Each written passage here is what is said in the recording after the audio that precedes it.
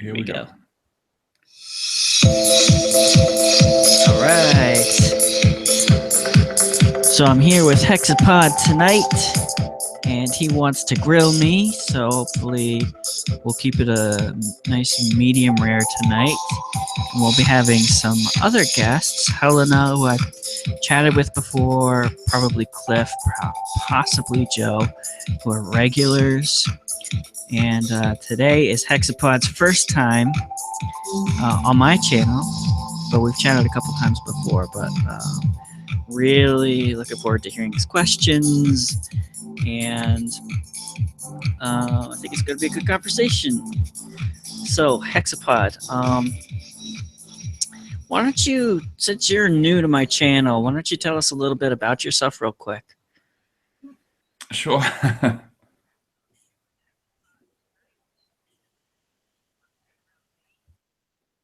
This is weird. Are we hearing like a delay?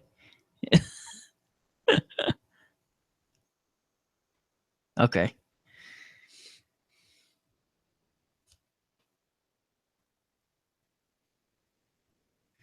Very bizarre. Okay, let me try and fix this.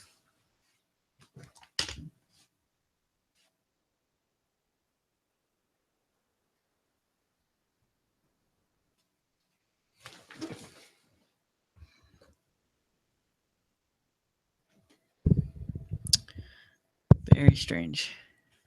Do you have a watch link open? Possibly.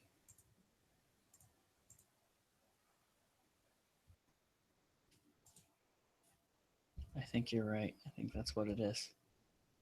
Okay, so nobody else is hearing the echo. It's just me. Okay, there we go. Alrighty, so why don't you go ahead and tell us about yourself, or anything you think is interesting, and then you can go ahead and ask me some questions or whatever. I don't know. Yeah, there's not that much interesting to say about me personally. I'm a biologist, scientist, and I'm interested in all things regarding science and religion, philosophy, etc. And I'm quite new to the community here. But I've seen a lot of both you and Helena, who's also here. So, yeah, I've been looking forward to the chat. Yep, me too.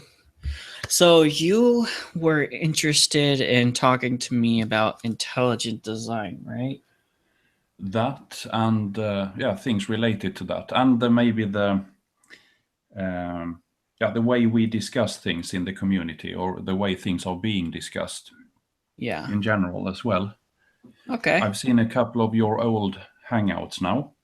Okay. The ones you've had with Helena, with Cliff, and also some others that I managed to catch before this. And it seems like, yeah, there are often some conflicts. It's not always very amiable discussions. But sometimes it's okay. So, but maybe, I mean, if we're going to talk about intelligent design and maybe contra evolution, perhaps, although it's not always one versus the other, they really could overlap quite a lot. Maybe you could start by telling your arguments for intelligent design in your own words, so that I don't sort of put something in your mouth later. Okay, yeah, sure. I mean, the basic central idea of intelligent design is that there are certain features of the natural world that are best explained by an intelligent cause. And I throw in the phrase natural world because it's been pointed out to me that when you just say there are certain features of the world that are best explained by an intelligent cause, that's kind of uncontroversial. Because we know there are things that in our experience a mind is necessary to produce, like a car, for example. But the controversial part was when you say it's features in the natural world that are best explained by an intelligent cause as well. So that's the central idea. And then there are like specific evidences, like people will point to DNA as a kind of code or a coding system. And they'll say the code comes from intelligent cause. Might be, he says, that molecular machines are evidence for intelligent cause because these kinds of machines in our experience, wherever we know the cause, they come from an intelligence. And then some people will make a fine-tuning argument, which is an argument that I actually kind of rejected for like the past decade, but I'm kind of warming up a little bit to it. But I'm kind of on the fence on that one. So there are a bunch of arguments, specific arguments for intelligent design. Some of them I like, some of them I don't like as much. Some of them I am pretty familiar with, and some of them I'm not as familiar with. But yeah, so there's kind of, intelligent design kind of covers a range of views and a mixture of different arguments sometimes. But the main idea is that there are things in the natural world that seem to signal an intelligent cause. That's the basic idea. Okay, that's quite interesting. But then you are personally religious. You're a Christian, so I've gathered from your conversation with others. Yes. Yeah, and in some ways I would call myself not really traditional. But yeah, I do say I'm a Christian. I'm involved in church and stuff. So, but I always maintain though that intelligent design is not tied to any particular religion. It kind of That's the whole shtick, right, of the intelligent design, that it's not related to any specific designer. yeah, well, I mean, it's kind of inherent to the argument. I think when you talk about religion and a particular god or particular gods or whatever, when you get into theistic stuff, it comes with a whole lot of baggage. So there are a whole lot of other arguments you have to make that don't even really pertain necessarily to the design inference. Like, you don't really have to talk about whether there's one god or many gods in order to talk about whether there are certain features of the natural world that look designed. You see what I'm saying? So there's a lot of baggage when you start talking about religion that I don't think is a necessary part of intelligent design. The question of whether things are designed is inherently interesting enough to me, I think. Yeah, definitely. And I didn't want to, I just wanted to follow up with the question then, like, this is often put forward as an alternative to evolution, for example. Sometimes. But yes, but they do share. You could have a lot of evolution and intelligent design going hand in hand. If you, for example, I guess any form of theistic evolution would be a form of intelligent design, I guess.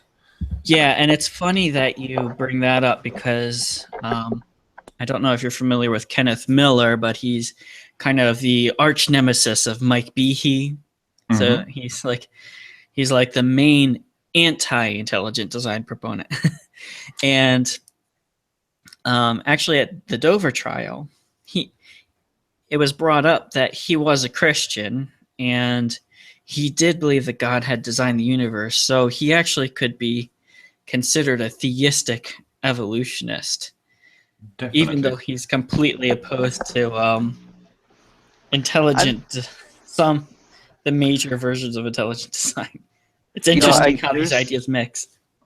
There's an interesting argument that shows that if you want to hold that, the design arguments for the creation of the universe, like the fine-tuning arguments, that kind of thing, God creating the universe, if you want to hold those are true, that would actually be in tension with holding that biological design was true. because on the one hand you're saying, look at how awesomely organized and structured just right the universe is in order for life to be permitted. That's fine tuning. Then on the other hand, it's saying, look at how just crazy and random biology is. There needs to be a God or not God, I'm sorry. There needs to be a designer to come in order to allow for life to permit. But that same argument that there needs to be a designer to allow for the state of affairs is also used for the fine-tuning argument. So, but it's clear that each design inference is in tension with one another. So it could be that Kenneth Miller might hold to that view where he thinks, yeah, the fine-tuning is probably all right, but design is not. You can't do science with it. Right. Yeah, it's interesting.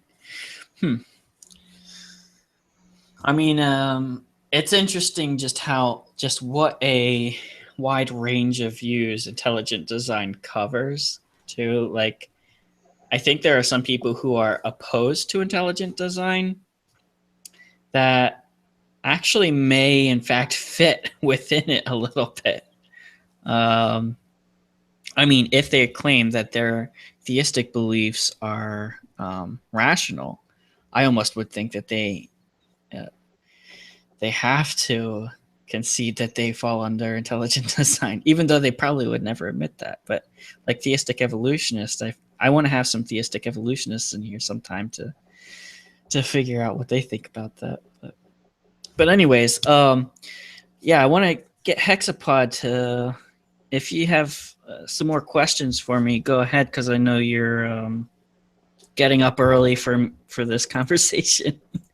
So go ahead and jump in. Yeah, I just woke up. So, but you're yeah. As this conversation goes on, I will just become stronger, while you will be fading. Yeah. I guess so. You have to take me out soon. Otherwise, no. I mean, but what then with regards to how the intelligent designer has been acting in this world? Then, if we then, because I guess you do accept evolution in some form. So how do you relate that to the intelligent designer? Yeah, it's I'm actually really, really on the fence about it. I say that I'm on record in multiple places saying you could probably say that there's evidence for evolution in the sense that Darwin envisioned it. But I'm also skeptical. Of it. But I've been reading about it, so I'm kind of in the middle of forming my opinion. But Michael Denton, he put out a book recently, and he made a really interesting point that the conclusion of common descent, it doesn't actually tell you what the mechanism was for that process. So it's actually kind of neutral on whether it was a materialistic process or if it was a design process. And there are other follow-up questions you can ask about that, but just the conclusion of common descent, it doesn't help actually differentiate between design or materialist view. That's true. Yeah, like one of the views that Stephen Meyer, who's a big intelligent design proponent, probably the leading guy right now, he puts forth the view or the possibility, I don't know how strongly he holds it, but of episodic design throughout the history of life. So you've got Joe's giving a really weird look at me right now. Like I immediately hear like, oh, this is design, but this isn't. And I imagine there's reasons for saying why this is design and this isn't. It's because this you can't explain through design, whereas this you can intuitively refer to design. Like what I shouldn't jump the gun though. What is the episodic design thing that you're talking about? Well, I mean, Stephen Meyer's book, he points to different events. Well, yeah, okay, so you've got the Cambrian explosion, and then there are other kind of explosive diversifications of life throughout the history of life. So one idea that some people hold to is that these represent episodic design events. Like design occurred throughout the whole history of life. Not just at the very beginning, like abiogenesis, and then it evolved from there. So there are a couple of ideas. There are a couple of different design ideas you could have. Life was designed from the very beginning, abiogenesis, and it was just a cell, and then it all evolved just the way that Darwin said it evolved from there. Then there's the creationist view, where God created these animals and life forms fully formed throughout a 7-day period, right? Just popped them into existence just from the mud or whatever. So that's a creationist view of intelligent design. But then there's kind of a third view, which is sort of a middle ground, where you have episodic design. And this kind of plays off of the punctuated equilibrium kind of idea, where we observe stasis and then rapid saltations in the fossil record. So a design view of that is that these represent episodic design events. So there are a range of design views, and Hexapod's right to point out it's definitely not necessarily contradictory to evolutionary theory. What's the saying that there are these episodic design events? What insights do we gain from positing that? I immediately think of catastrophism. Like there's just sudden events back in time where like species went extinct and everything. I know that's not what you're claiming, but I immediately think of catastrophism and how that ultimately lost out to what's called uniformitarianism, because the latter was able to give us more insights, whereas catastrophism, I mean, it can only explain exactly what it's explaining, that there were catastrophes every so often, but it couldn't really explain facts independent of the ones that are like strictly called to question by the theory itself, by catastrophism. So what would Stephen Meyer's, I guess, theory give us? What insights have been gained because of that?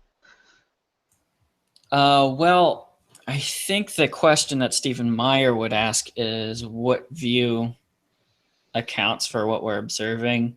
So the way Stephen Meyer would frame it, and the way I think he frames it in his book, is that we know that these kinds of novelties that appear in these rapid saltation events require a certain amount of information. And he's referring to the genetic code. He's referring to the regulatory networks and some different things there. So he's saying that kind of infusion of information, in our experience, comes from an intelligent cause. So that's how Steve Meyer would frame it. There are other ways that you could frame it. One way is you could say, well, what have we designed that could be kind of a analogy to the fossil record? Something where we've started real small, and then we've just designed more and more stuff and built off of these other designs that we've made in the past. Well, cars, the history of cars is very much like that. Now, does the history of cars, which we know is designed, actually correspond to the same patterns that we observe in the fossil record? Well, there was a really interesting analysis done on that very question not long ago. I don't know if I'll be able to dig it up quickly enough, but it was some reputable place like Harvard or somewhere like that. And they said that the same model can describe both histories, both the history of the evolution of cars, if you will, and the evolution of life on Earth. It follows the same patterns. So Go ahead, man.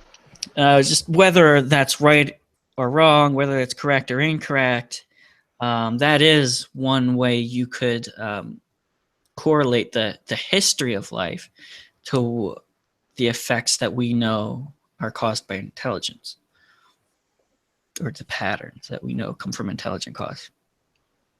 For a second, it sounded like you were saying it's just that design can help us better understand evolution. Yeah, you could say that. Do you think that's also, so it seems like design, if it's consistent with evolution, that's actually kind of a good, evolution is able to make sense of even something that would be considered a competing hypothesis, right? Well, the way that intelligent design, at least in this context, gets utility is by being parasitic to the competing explanation, right? Parasitic. I didn't mean parasitic in like a negative. It's just that. Right. No, I understand what you're saying. Mm-hmm. I would say it's like it could be complementary. The thing about it, we're not just adding intelligent cause onto evolutionary theory. It's not just tacked on there. The argument or the interpretation of life that I just described, it's saying that intelligent cause is the force that's sufficiently coordinated to produce these outcomes. And there is no naturalistic force that's known to be as coordinated or sufficiently coordinated. So it's inserting the intelligent mechanism, the mechanism of an intelligent cause, as opposed to like Darwinian evolution, where you've got variation or natural selection acting on variation. So this point of view says that Darwinian mechanism is insufficient to explain these saltation events. And that's actually not that controversial in the mainstream science. So then the design view steps in there and it says, well, okay, this Darwinian mechanism, it's probably not sufficient to explain these rapid saltations, but we know that intelligent cause does this kind of stuff all the time, rapid design all the time, episodically throughout history. I would like to now stop you for a second. You have two claims here. That one, we think there is reason to believe that evolution cannot do, or the Darwinian mechanism cannot do these saltational steps. That's one thing. And the other one is that there is some kind of, we should draw any kind of general inference regarding the actions of intelligence, that this has explanatory value outside the realm of human activity.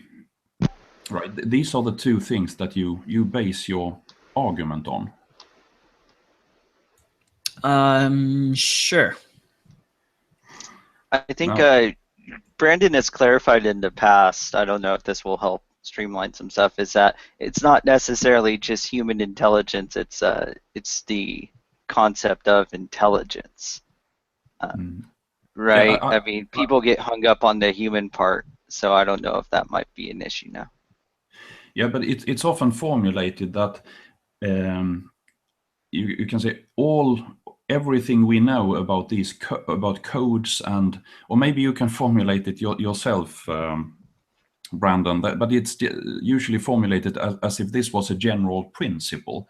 But all examples we have it's actually humans doing something. And this has been a controversial issue in some cases. I know people have discussed what was this, the fallacy of division somebody has mentioned as a counter argument, that this would represent a fallacy. I'm not really convinced that that is the way to that is a good counter argument. But the fact that we talk about this, or people mention this as if it was a general principle, but it's actually just derived from a single case, an n of 1 in a statistical sense, if you want. Do you understand what I mean? What's the one? I'm sorry.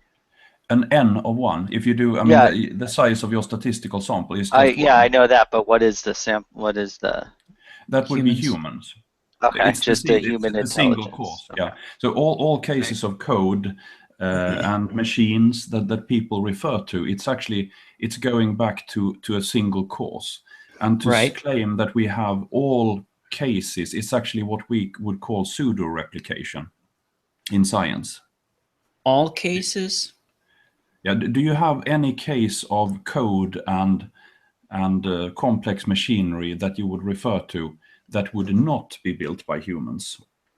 Well, I think we only have experience with humans for the time being, but the argument is that we have no experience of nature designing these things without an intelligence. Well, we don't have experience in the sense that we can observe the whole chain of events before our eyes.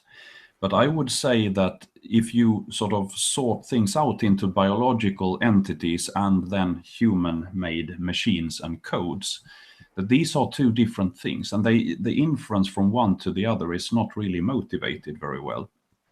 Whereas what we know about biological entities, everything we know about them suggests that they are evolved, that is through a Darwinian process. And there seems to be no reason to actually compare these two in terms of explanatory factors. I don't. Well, it's a question of whether there are things. There are a whole lot of questions actually here. One question is whether we can use our experience with human designs as a reference for interpreting other things that look similar, that we know probably couldn't have been created by humans. Like if we see something that we know humans didn't make, can we use our experience with humans to inform how we interpret that thing? I think that's a cute question right there. But then you also raised some other questions about is code that we create, is it really the same as code in DNA? Or are the machines we create really the same as the machines that we see in the cell? I think those are a lot more technical questions, but maybe we can focus on the higher level question about can our experience with humans inform how we interpret certain features that we know humans probably didn't create. And you seem to be saying that if we know humans didn't do it, then all of our experience with humans, we have to set that aside and start from scratch. Not necessarily, but given what we actually know about how biological entities come about, there is nothing. If you look at the, what do you call it, the ontogeny, is that the phenomenon? I mean, the way something is made or comes into existence. These processes, understanding of the actual processes involved, should tell you that this cannot be inferred. One cannot be inferred from the other.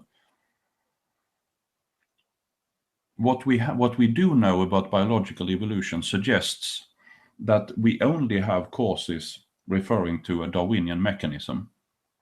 Your actual observation of intelligence being involved is zero, I would say. Or do you have a single example where you've actually observed intelligence taking action in the creation of biological entities as we see them in nature? Well, I mean, we have ribozyme engineers doing things like that, right? But that is a retro engineering of something that exists. I don't deny that we could replicate this, but do you Right. have any observation that this has actually been caused in nature by an intelligence? Well, the effects are evidence of the cause, right? So we have to say, can we separate the quality of being intelligent from the quality of being a human? I think that's the question. No, not really. You didn't answer my question here. Have you actually observed, do you have any observation of intelligence actually being involved in the creation of a biological entity in nature, as in the actual creation as we sort of could see them today? I suspect that. I mean, you're discounting ribozyme engineering.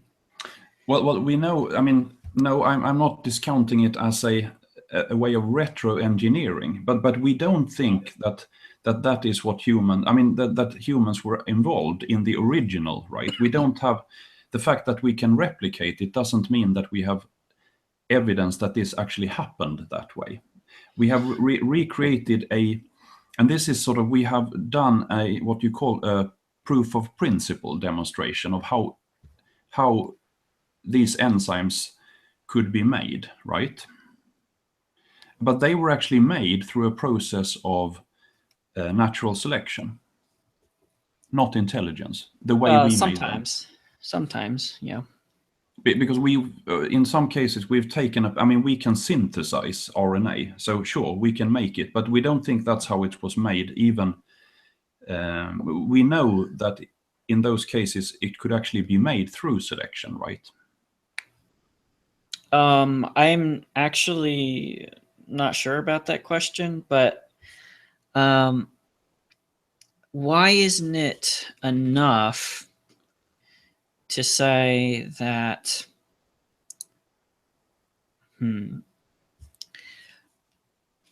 we let's I'm trying to think how to word this. I'm sorry. It sounds like you're requiring us to observe humans create a cell from scratch. No, that would not show. No, I don't. That's not what I mean. What I mean, we have two different entities. We have. Did you hear? I tried to articulate this in a true empiricism hangout. Did you watch that one? I probably did not. Okay, where we have two entities, A and B. One is a human-made construct, and the other one is a biological machine, such as an organism or a bacterial flagellum. And we have two principles at work. We have, in one case, we certainly know that humans constructed the machine. They designed it and they made it by building it together from small parts, separately made. Whereas the biological entity, it is not made in the same way. You understand that the history of the individual object is very different, that the biological entities are made through a zygote, basically starting to divide, and then many of the molecular machines were there already when the zygote started. But if we see the organism, the human, for example, itself, the process by which these two entities are made is completely different. Well, yeah, I mean, I think, well, there are a lot of differences. There are a whole lot of differences between biological systems and the kinds of systems that we create. But nobody makes an inference to design based on the differences, though. They make the inference to design based on the similarities. I know, but you only make an inference based on the end product. I mean, we know that the history by which these two entities came about is completely different. If you go back to, I mean, before this zygote itself was made by two cells fusing, two germ cells, and so on. And if we go back in history, we can trace the history of this zygote through a whole set of evolutionary developments, probably back to something very simple. And this alone tells us that, I mean, the process by which the biological entity came about, going back in history, is entirely different than the process giving rise to the machine. I think the process you're talking about, it depends on this code already existing, though, and it's the code that requires explanation. Yes, but all we know about changes in nature to this code, every instance, or intelligent design proponents are fond of talking about every case we know for this and that has been intelligence. But I would say on the contrary, every time we have observed change in nature in the biological code, it has been a result of a Darwinian process. Well, but that's using an already existing system, an already existing code system. I mean, yes. nobody. Well, let me clarify. Nobody says that a system can't change once it already exists. Mm. Nobody argues that. So that's a mundane fact that the system will change. The thing that requires explanation is the origin of that code system. The latest research I saw was about, it was like a year or a year and a half ago, maybe, where some researchers, and this was great research actually, they tried to show how a coding system could evolve. And they did have some kind of interesting results, where the code was translated into certain acids, but it was very, very simplistic.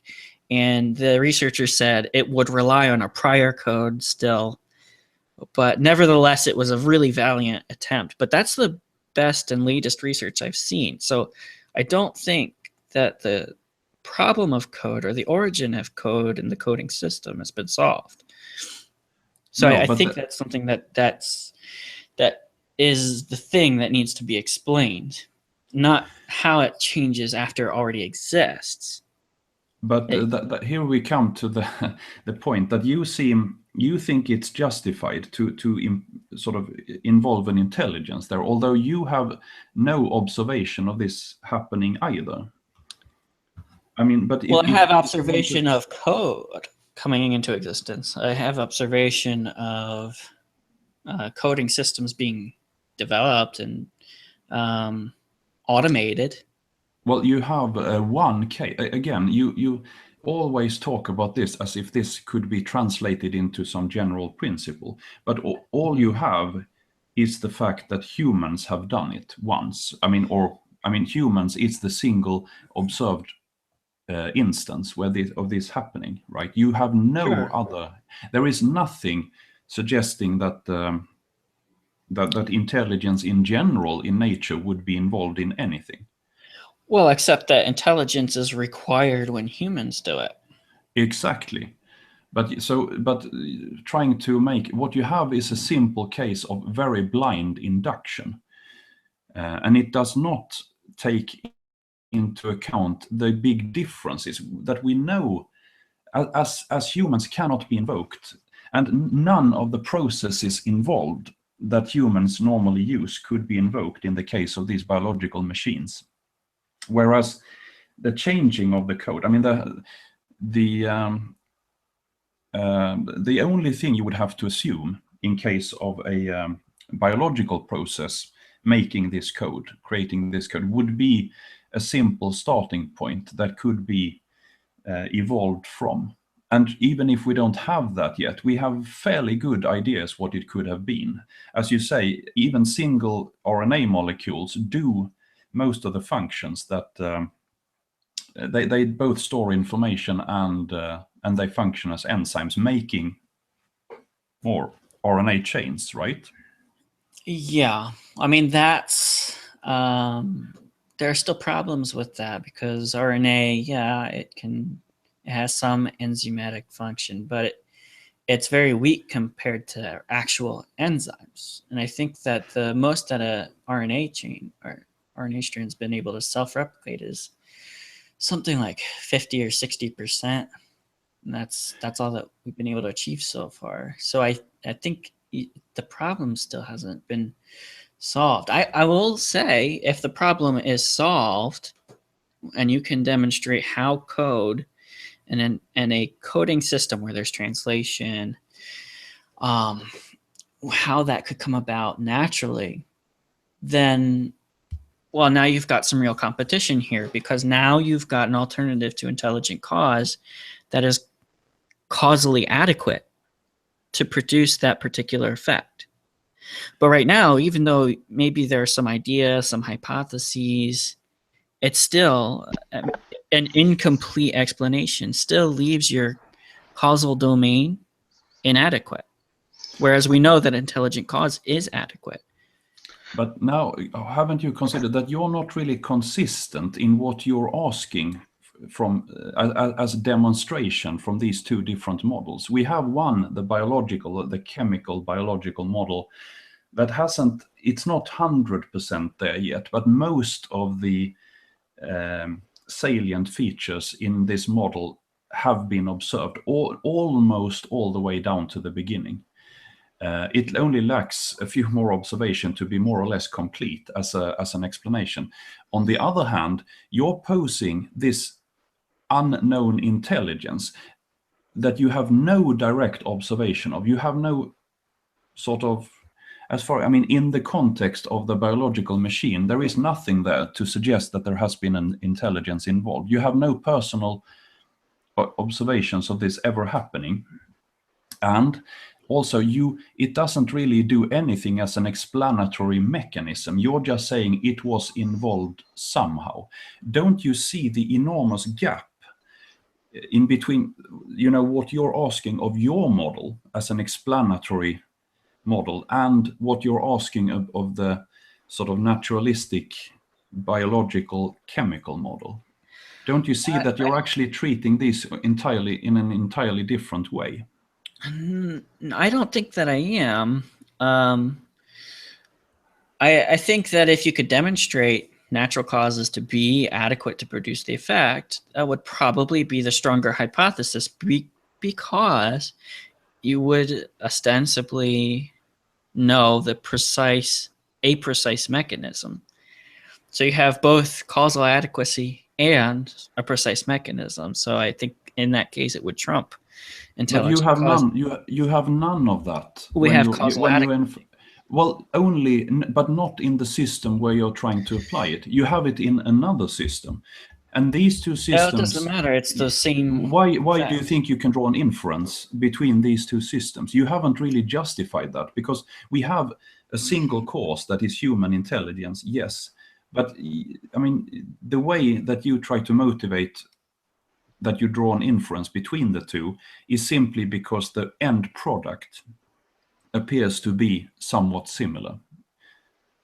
Well, not somewhat similar, actually the same thing.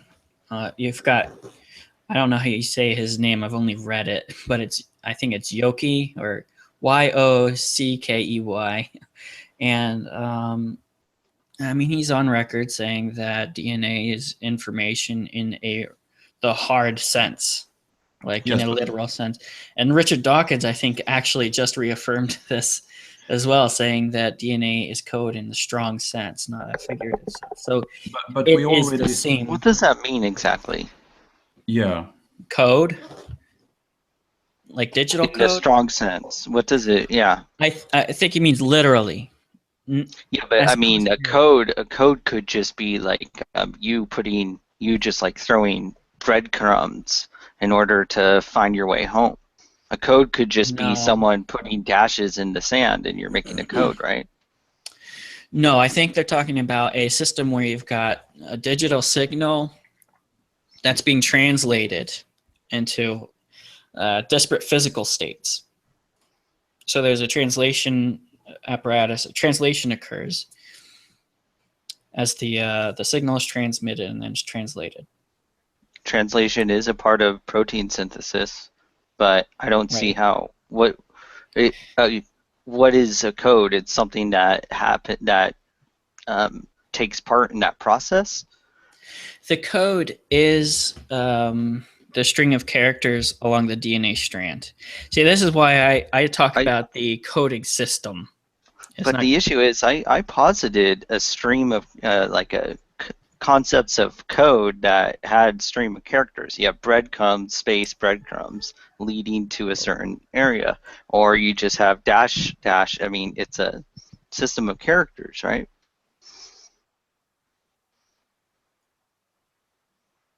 It seems like that's, I mean, those are very simple ways. I mean, you know what, like fractals and stuff?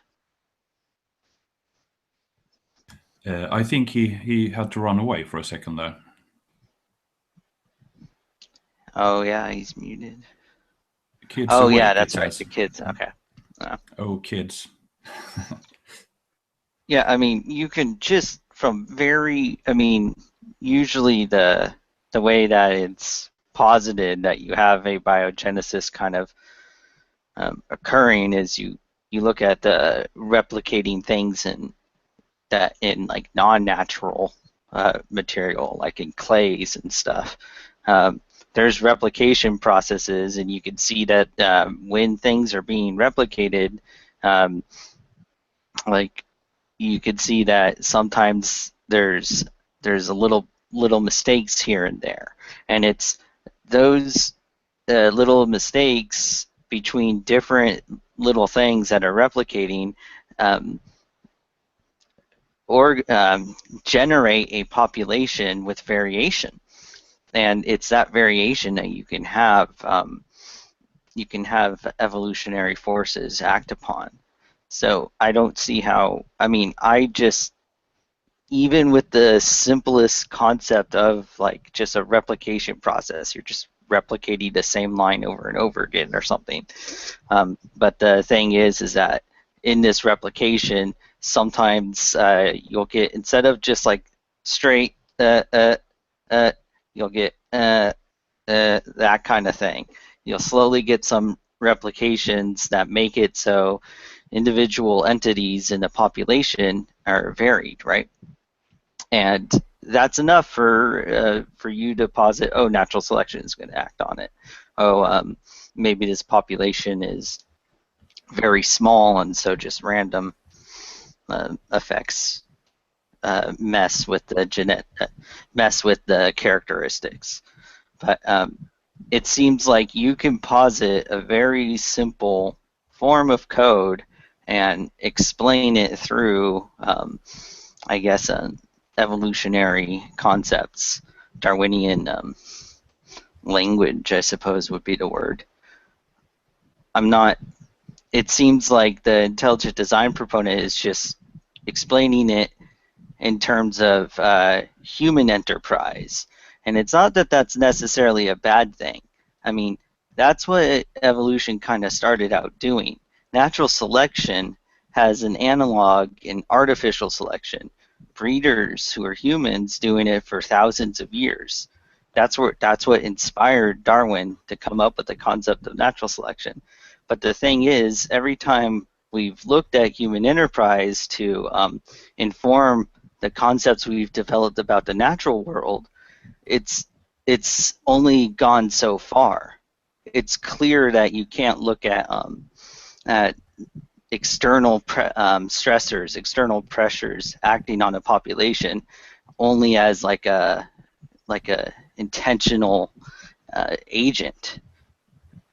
It's clear you can't see it as that because we don't even have access to the intentions of that agent, which would allow us to know whether or not that agent, if it's intelligent, has some like goal, wants this to be divine, wants that to be divine.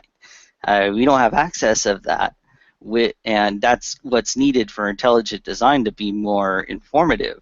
But because we don't have access to it, it only goes so far in talking about how human agents interact with like material and that kind of stuff. But that's how evolution started. That's how artificial selection informed evolution, or natural selection, and then over time it just became more natural, and it was just a nice analog that inspired Charles Darwin, because it's more explanatory. I mean, you get more explanation out of the natural part of it rather than the artificial part of it. Does that make sense to anyone? Yes. As I said, I mean, we do have good reason to believe that this process is actually very powerful enough to do, you could say, almost anything. As long as you have anything for evolution to hook to hold on to, it could sort of start to pull that string, and then there is no limit. I mean, we haven't observed any limits. Of course, we can only see right now through 1 or 2 human generations. That's the only time we've had to follow the process in nature. But we have simulations that can do this a lot faster. I just called up. Let me put something in the chat. There's a Bye, paper. Helena. Bye. Here goes. This is a PLOS biology paper where they did simulated activity of small robots, where they had, I think they had an artificial neural network governing their movements, and they had them do repeated performing certain small tasks while repeatedly selecting for better performance. And then in 100 generations, they were doing this really well, from going just about randomly to being able to push objects towards one of the walls of the arena where they were working. And they were even working together in concert through a selective process. Yeah, that's considered kind of a different part of evidence supporting evolutionary theory, in that you could take the way the mechanism works and apply it to like computer simulations and stuff. And they've actually been able to like solve certain like mathematical like issues in like engineering of some kind through just letting some sort of evolutionary program that's programmed based off of evolution of like natural selection, that kind of stuff, just letting that run and pick apart what would be the best way to address this engineering issue. But I don't know much about it. It sounds like maybe this paper, yeah, I already clicked it. It sounds like maybe this paper might be along the same lines. Yeah, it's one interesting feature. I see Brandon is back. Hello, Brandon. Yes. Hello. Can if I can just screen share for a second? I can do that here, right? I should. I have a video from now I haven't watched that in a long while, but it's just a couple of minutes showing. Let's see if I screen share now. Do you see it? Yes, I do see it. And everybody will, the viewers will see it somehow. Yeah, I'm setting those settings right now. Okay. So here we have one of these little robots with neural networks, and they change. First, they're just walking around randomly. You have a few individuals there. You see that they're not really doing any coordinated movement at all. They're completely useless.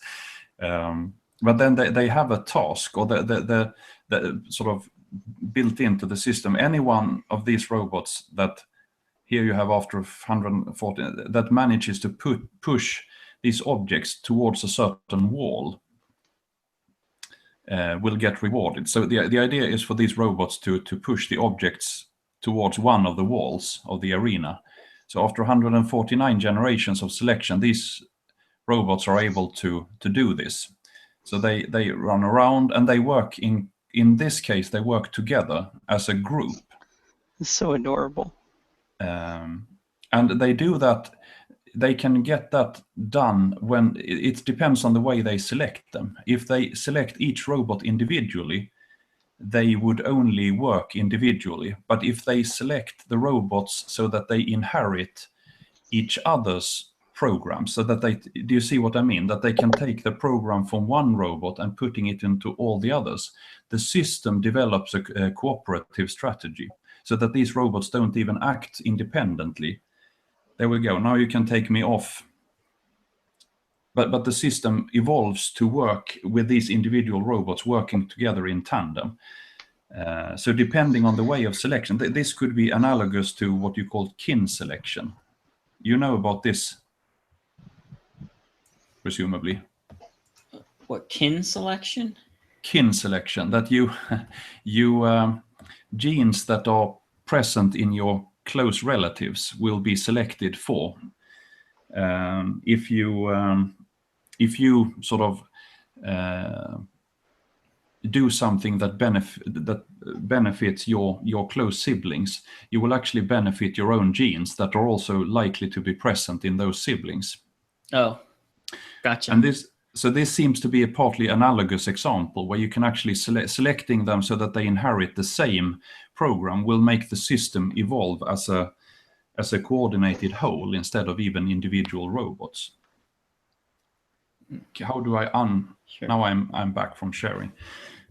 So I mean, we have very good evidence that in principle, as a proof of principle, the Darwinian mechanism can really select among a huge amount of possibilities. Well, yeah, I'm not going to say that the Darwinian mechanism can't do stuff, but I'm not convinced that you can extrapolate it indefinitely. But also, these computer simulations. Well, there are specific arguments for that, but I wanted to make a point, though. Again, I have to point out, we're not talking about whether systems can evolve once they exist, or at least that's not the point that I raised earlier. It's that system already exists. That's what I'm trying to explain. So abiogenesis? Yeah, sure, abiogenesis. Or, well, let's stick with abiogenesis for now. Where did the code and its translation system come from in the first place? This we don't know yet, especially the translation system, how it works, how it went from a simple copying system. When you say translation, you mean from DNA, for example, to proteins. Right. I mean, this we don't know, but the fact that we don't know this thing doesn't mean that you can just say that somebody had to do it.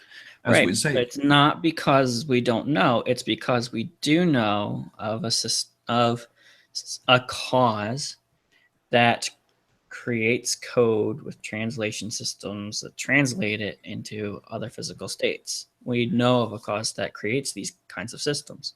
Yes, but now you're trying to just by default make this inference, and I suggest you cannot do that. You have not demonstrated that this type of cause. You have the same burden of evidence to demonstrate that the cause was involved in this particular case.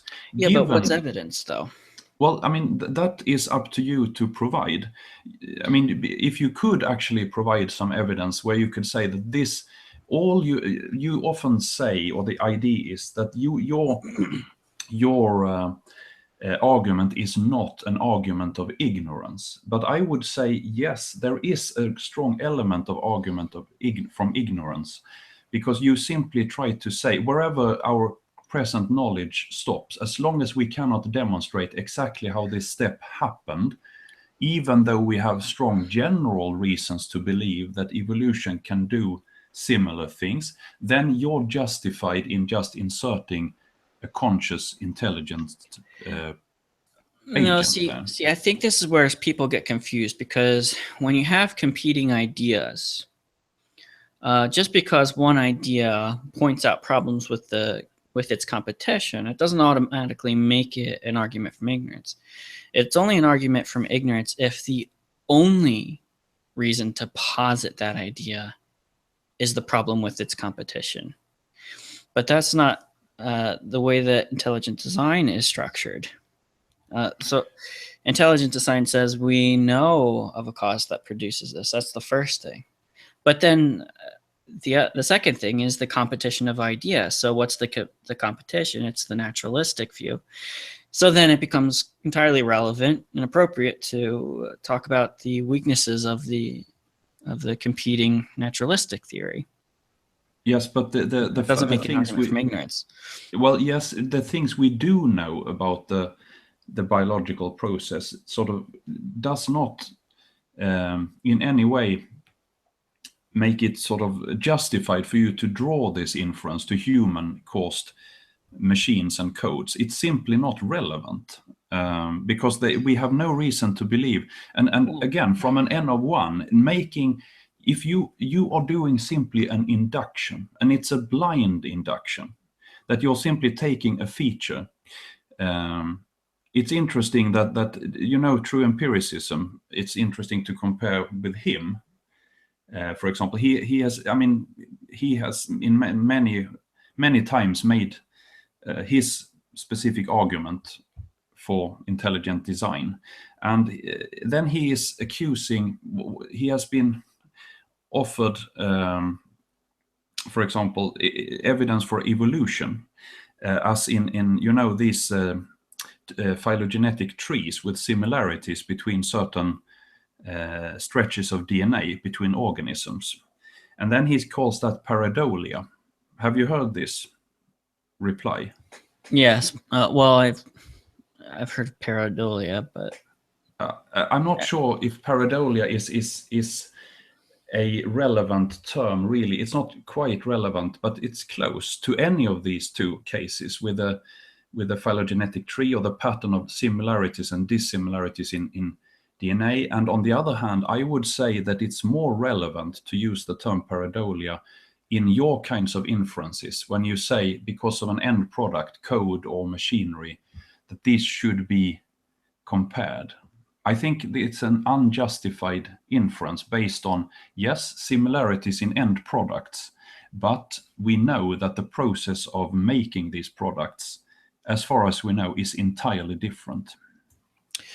Well, I think it has to be not entirely. I think it has to be different significantly, because I doubt that humans created their own genetic code. So I definitely think there are serious differences, for sure. But does that allow us to eliminate intelligent cause? Does that allow us to eliminate the explanatory resource that's available to us in intelligent cause? No, it's not our sort of, it doesn't rest upon us to eliminate it. It rests upon you to motivate why it should be brought into in this particular case as an explanatory mechanism. Right, but what is evidence, though? What is evidence? That depends on the circumstances. It would evidence, sort of in a broad sense, you have evidence is anything that helps you to distinguish between alternative hypotheses.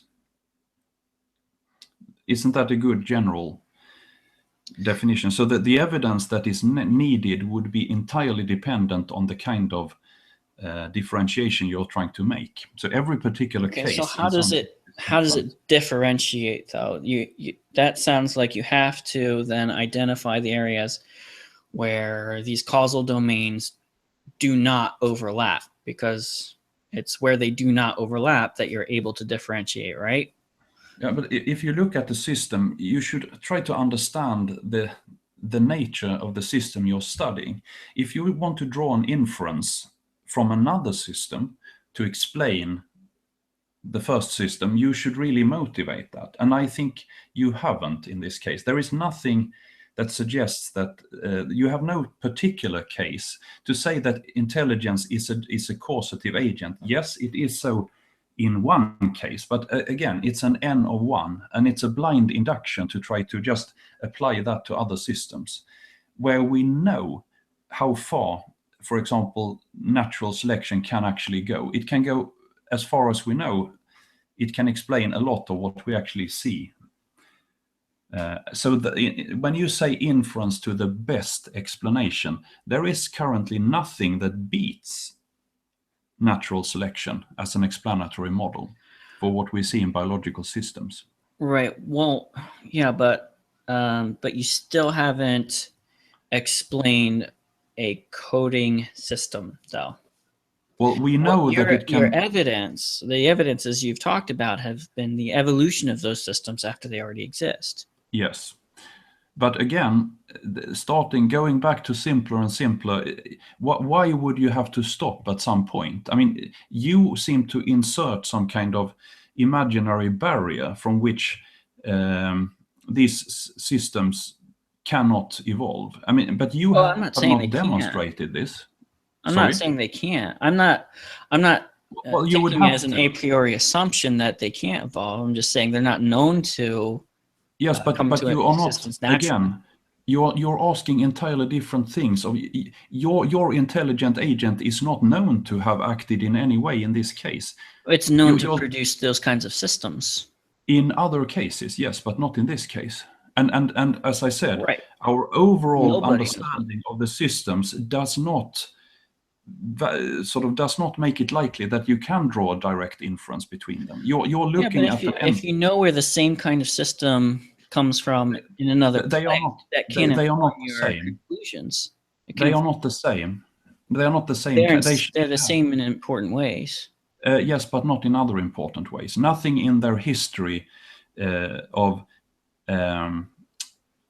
coming into being suggests that they were made in the same way. And this aspect you should, in my opinion, prioritize rather than just looking at similarities in the end product. Yeah, but I feel like you're asking me, though, to prioritize the causal domain not known to produce the effect when we have a causal domain known to produce the effect, though. That seems backwards to me.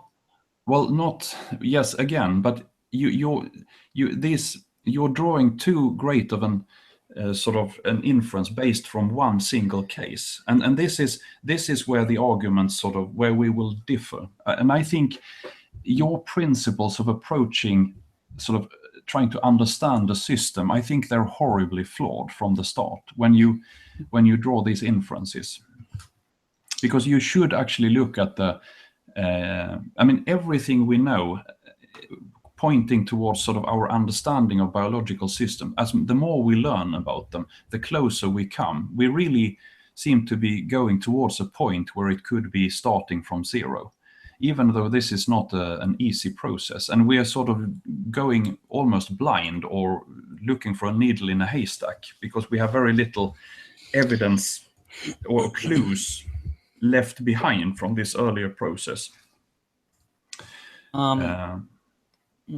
Yeah, I mean, you keep saying that it's blind, but it is blind. Your induction, when you just say, well, intelligence, and that is blind induction. It takes no account of the differences involved in these two systems.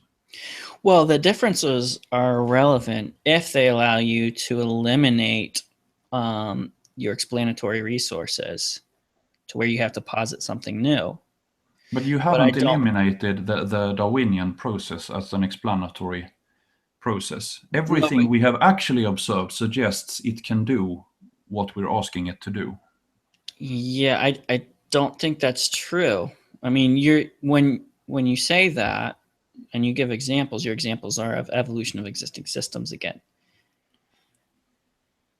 Yes, but we have a conceptual understanding of how these systems could more or less evolve from zero, or from a system before it starts to become. You understand? For example, these ribozymes, they are very close to what you would need as a sort of a single starting point.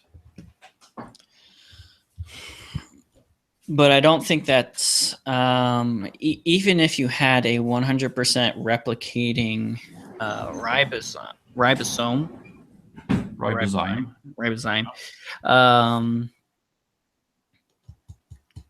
I'm just trying to think about the example. I guess maybe there would be some translation here, but we don't even have that yet. We don't even have that. I mean, how long have we been working on that? No, but you have no observation of intelligence either. I mean, do you We see? do. It's No, not of those particular again, systems. It's no, not exactly. particular systems is not important. It's the pattern. The And pattern that it the, follows the same pattern in natural systems and in human systems. yeah, but this is, I think, where you need to motivate better why these two patterns are actually the same. Because if they started off from the point is that patterns may arise from similar principles, and when it comes to the patterns you observe, they regardless of the starting point, if you have a design pathway with an intelligent designer or an evolutionary process, you can expect them to arrive at the same point in the end.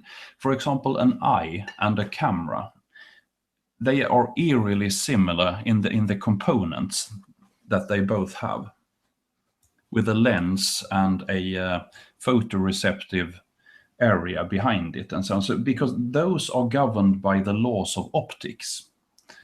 And the fact that you end up with something looking very much like a human-made camera when you get an eye, as far as we understand, through an evolutionary process, you should not look upon that eye as an end product of a conscious design, because the point is that evolutionary processes tend to end up in the same place.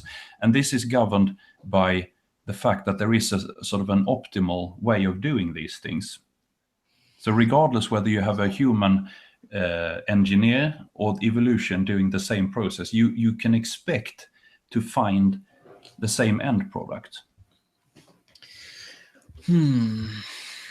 So when you say this is not a case of pareidolia, but yet all you have to offer, you said it yourself, it's patterns. But these patterns could be explained by both theories. And if you look internally into the biological system, there is no point really suggesting that any real tampering from an engineer. So you cannot say that this is the best explanation. You don't have the engineer. You cannot demonstrate the engineer, but we can demonstrate evolution as an actual working process. Whereas, can you demonstrate the engineer? Well, yeah, we can demonstrate the engineer. Even in your camera example, we can demonstrate Well, but the engineer. not in the case that is, again, you take a camera. We know the history of this camera and how it was made, and we can actually, even if we don't know this particular model, it's a reasonable inference based on our understanding of how cameras are made. Again, you try to transfer this to a biological system where this is simply not warranted. We do not have a comparable engineer.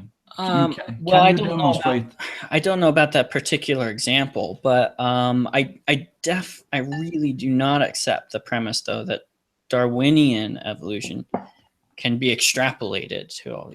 If you look at the peer-reviewed literature, you see talk about novelties all the time, and novelties. Yes. There are actually a number of different terminologies for these, and one of the ones I like are primal homologs. And a lot of these things are independent patterns that appear in the history of life. They don't have their own history. And can you mention a specific example? It's easier to discuss a specific case. Well, penadactylism. What about that? Hands. That's a primal homolog or a novelty. And there are a whole bunch of them, but I've only read about very few, though, because I'm just starting to look at evolution. But anyways, my point, though, is that in the mainstream science literature, there is an alternative view of structuralism. It's an alternative view to Darwinism. And actually, there are a lot of high-profile conferences going on right now about the limitations of specifically of the Darwinian mechanism. That doesn't mean it's designed necessarily, right? And a lot of these scientists, they don't they're not design advocates, but they're saying that there's a limitation to the Darwinian mechanism. This is mainstream Wait a science. second. So now could you go back to the case, this primary, what did you say, primary homologue, or what did you call Homologue, it? yeah, Yeah. homologue. Pentadactylism. But what do you mean with this? And what I mean, what's the problem with pentadactylism as a phenomenon? I really didn't catch that. Would that be an argument against evolution, or that the Well, evolutionary process can do something? Well, I was getting around to. I wonder if eyes are maybe a kind of novelty in some sense. Like maybe they change, but I wonder if there are some basic features of an eye that are considered an evolutionary novelty. I would have to look into that. I know there are different kinds of eyes, but it'd be interesting to look into that, because your claim seems to be that Darwinian evolution can reasonably, in principle, account for these things. But there is a significant mainstream science movement saying that the Darwinian mechanism can't account for these things, actually. But now And it requires the some fact, other... but based on what evidence, or based on what kind of argument do they say well, that? there are mathematical arguments. Such as? Well, there was the earliest conference I'm aware of, I think, was back in the 80s, that tackled some of the mathematical challenges of facing Darwinian evolution. But Dembski, who is a design advocate, has articulated some of those as well. And I'm trying to remember the name of But the... can you actually articulate them so that we can I'm trying discuss to... them? It's been a while since I talked about this. But the idea is that you have to have what Dembski would call active information. His assertion, this is peer reviewed. Okay, he's got a couple of actual peer reviewed papers on this, and it's not just about the Darwinian algorithm, as it were. It's about algorithms in general. And what he says is that algorithmic search actually doesn't perform better than random search on average. And where you see these computer simulations, they work well because they're being provided what Dembski refers to as active information.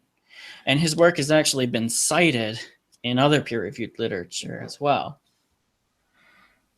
So I think there's, at the very least, there's an argument to be made there. And they're actually... Irwin and the other guy, they just put out a book about the Cambrian explosion. Irwin and Valentine, I believe that's their names. I don't know if that's how you pronounce it, but it's probably close. And they are paleontologists. I believe they both are paleontologists, and they're like the foremost experts on the Cambrian explosion. And they posit some kind of non-Darwinian mechanism must have been working during the Cambrian explosion to explain that kind of a saltation event. Again, we have an assertion. In the first case with was it Dembski? Do you have his paper, or do you know anything? I have a... I know it's on the Discovery Institute site. They have a bibliography. You should be able to find Dembski's paper on there. I don't have it up in front of me at this moment. Dembski. What's his first name? William. William. I'm just gonna search for this. Yeah. And in the other case, you said again they deliver an assertion that there is a limit, right? But how do they motivate that? Well, I mean, there are a lot of. I mean, there's population genetics. You can do the math and see if there's evolutionary time available to explain the changes. Oh, okay. And did they actually solve this and come to a conclusion that there is not enough time? They come to the conclusion that there's not enough time, but they don't. I don't think that they posit a particular mechanism. Okay. Well, it's a mathematical question. But I mean, that's what population genetics is, right? It's the mathematical quantification.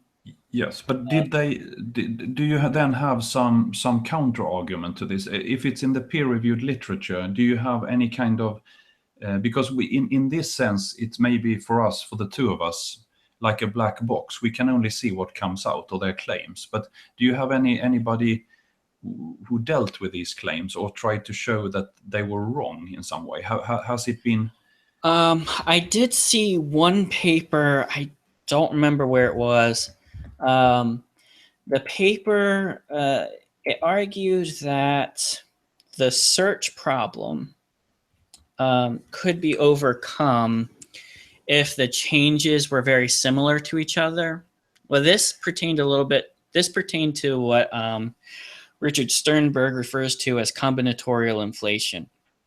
And combinatorial inflation is where for every additional change, every cumulative change, the likelihood or the probability of the overall change decreases exponentially.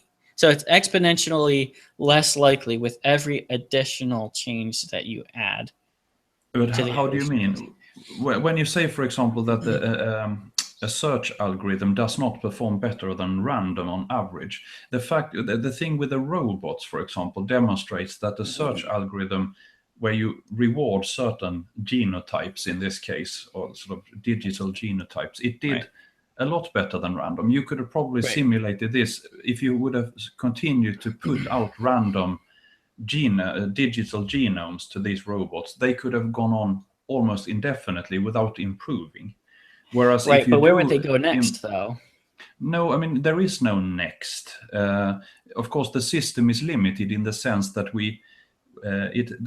what it can do in this sense is right. So what Dembski, I think, is saying, and I'm just warming up to this argument, is that in order for the algorithmic search to actually work better than random on average, it has to be provided with what he calls active information. I'm a little bit fuzzy on what he defines it, but why and how? Hey, Brandon, do you mind if I talk on this for a second? Yeah, sure, go ahead. Well, this is based on a very well-known mathematical proof. It's called the no-free lunch theorem.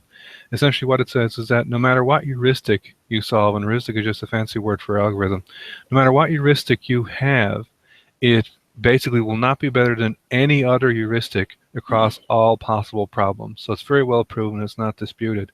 So what Dembski is saying is that you can take any particular algorithm, it will not perform better than just random machinations across all possible problems. The only reason that it's better is if you specifically optimize it for the task at hand, and that's what he calls putting special information into it. Okay, but I mean the case with the robots, that wasn't a specific. There was no actual algorithm imposed other than the general Darwinian algorithm, and it seemed to do the case. But what I think Dembski has said about other examples is that there are constraints built into the system that serve as the active information, and also there remains the question of it doesn't go anywhere else. Right, well, it only operates specific within the constraints of that particular scenario. Yes, but I mean that's fine as long as it can explain it within that specific scenario. When we make an artificial construct such as robots and in an arena and providing them with a certain genome in the form of a neural network and information in that neural network, we are imposing a limit. We are demonstrating as a proof of principle that the general principle works. But of course the system has limits. Well, but if the general principle really worked, then it should be able to keep evolving. Yeah, well, the thing is that what's special with the case of biological organisms and DNA or similar codes is that they create their own system. There is no such limit to the system itself. There is no boundary in principle because you can keep expanding. I mean, they have their own the code. They are both the code and the framework in which this code is working. That is what is so interesting about it. Do you see that? I mean, you can keep expanding the code by duplication, and as long as you can have a system where the code can influence a biological organism, we will not evolve from being biological organisms. In that sense, we are bound by the system. But there is no such artificial frame for the system itself within the boundaries of biology. Okay. Well, I think at the very least, I think it's a legitimate scientific controversy right now in mainstream science about whether you can extrapolate indefinitely from the Darwinian mechanism, or if we have to posit something non-Darwinian, which many people, that doesn't mean design or nature. It doesn't differentiate. It just says something non-Darwinian. I think that's a really big question right now in mainstream science. Yeah, but again, there is no specific alternative involved, which actually provides, and this is a testable hypothesis, and also actually consists of a mechanism, because intelligence is not a mechanism. Intelligence does not by itself tell you how things came about. Yeah, I guess. I kind of agree with that, and I think you and I agree, or at least in other conversations. I don't know if the context matters, but in other conversation, I think we've agreed that the mechanism isn't necessary in order to make the inference, right? No, but it really doesn't sort of. Again, it helps. But I suggest that the inference is by itself is invalid, and I've explained why. You're just looking at the end product in terms of similar patterns. Right. Now, when you've explained it, that's what it boils down to. And I say these patterns could arise through two independent processes and still look similar. So I don't think it's a good argument. But see, my problem. This is the point of me bringing up structuralism and the current ongoing controversy over the Darwinian mechanism. And my reason for bringing that up is that when you say it's reasonable to assume that nature can produce these same things, you're appealing to that Darwinian mechanism that is currently controversial, actually. Well, according to whom is it controversial? And in what specific case? What particular case is it sort of positive not to be able to solve? Well, there is novelties like penadactylism, for example, or the Cambrian explosion, like Irwin and Valentine. Okay, now you've mentioned the Royal Society is having a conference on exactly this question. Okay, there have been other conferences as well, very recently. Can you be more specific? You mentioned pentadactylism as a sort of some kind of case that could make or break evolution. Can you now articulate how is this a case for or against the evolutionary process? Well, it's not the evolutionary process, it's the Darwinian process. And how is that a case for or against the Darwinian process? Well, because novelties such as penadactylism, it is argued, again, I'm still investigating this argument, I'm just at the beginning, right? It's argued that many of these novelties, they have no evolutionary precursors, and they appear, a lot of times they're polyphyletic, so they appear in different separate animals that are not thought to be in direct lineage with each other. And so a structuralist view, which I think is seeing a resurgence right now, would say there has to be some kind of law of nature or something guiding this. Not so much a Darwinian process, but maybe something just fundamental to the laws of nature that's bringing out this pattern in these separate lineages of life. You mean that there would be like a principle of fives? Yeah, something like that. Or, the way that lipids self-organize in water. Yes, but now you're trying to, you have a problem with something that may have a rather simple explanation, and you're trying to impose a principle that is an extremely vague explanatory process that you don't even know how to start investigating it. But in the case of the pentadactyl limb, but when you say it's polyphyletic, how do you mean that? I mean, as far as we know, tetrapods. But tetrapods, as we know them today and in fossil history, I think we believe that they actually originated from a single ancestor, or maybe a couple of closely related ancestors. Or? Okay. So where does the, as far as I know, and this is anecdotal, I think there are even fossils with maybe what would the heptadactyl limbs. I mean, other different numbers of digits than 5 in the fossil record, but maybe the pentadactyls won out. But I mean, when you say that these are polyphyletic, do you have a paper discussing this? Do you have any kind of specific scientific reference to this? I mean, I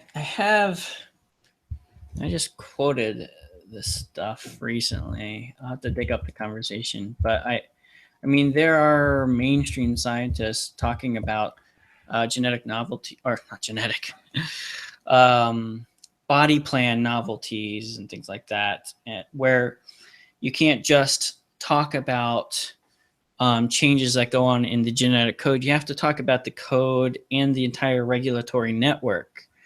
So that one of the central questions here is whether there actually is a difference between like microevolution and macroevolution. I know a lot of people say it's stupid to say that there's no difference between these, but there are legitimate scientists saying that there actually is a difference here. You can't just extrapolate indefinitely. And one of the reasons they say this is because of the sudden appearance of evolutionary novelties.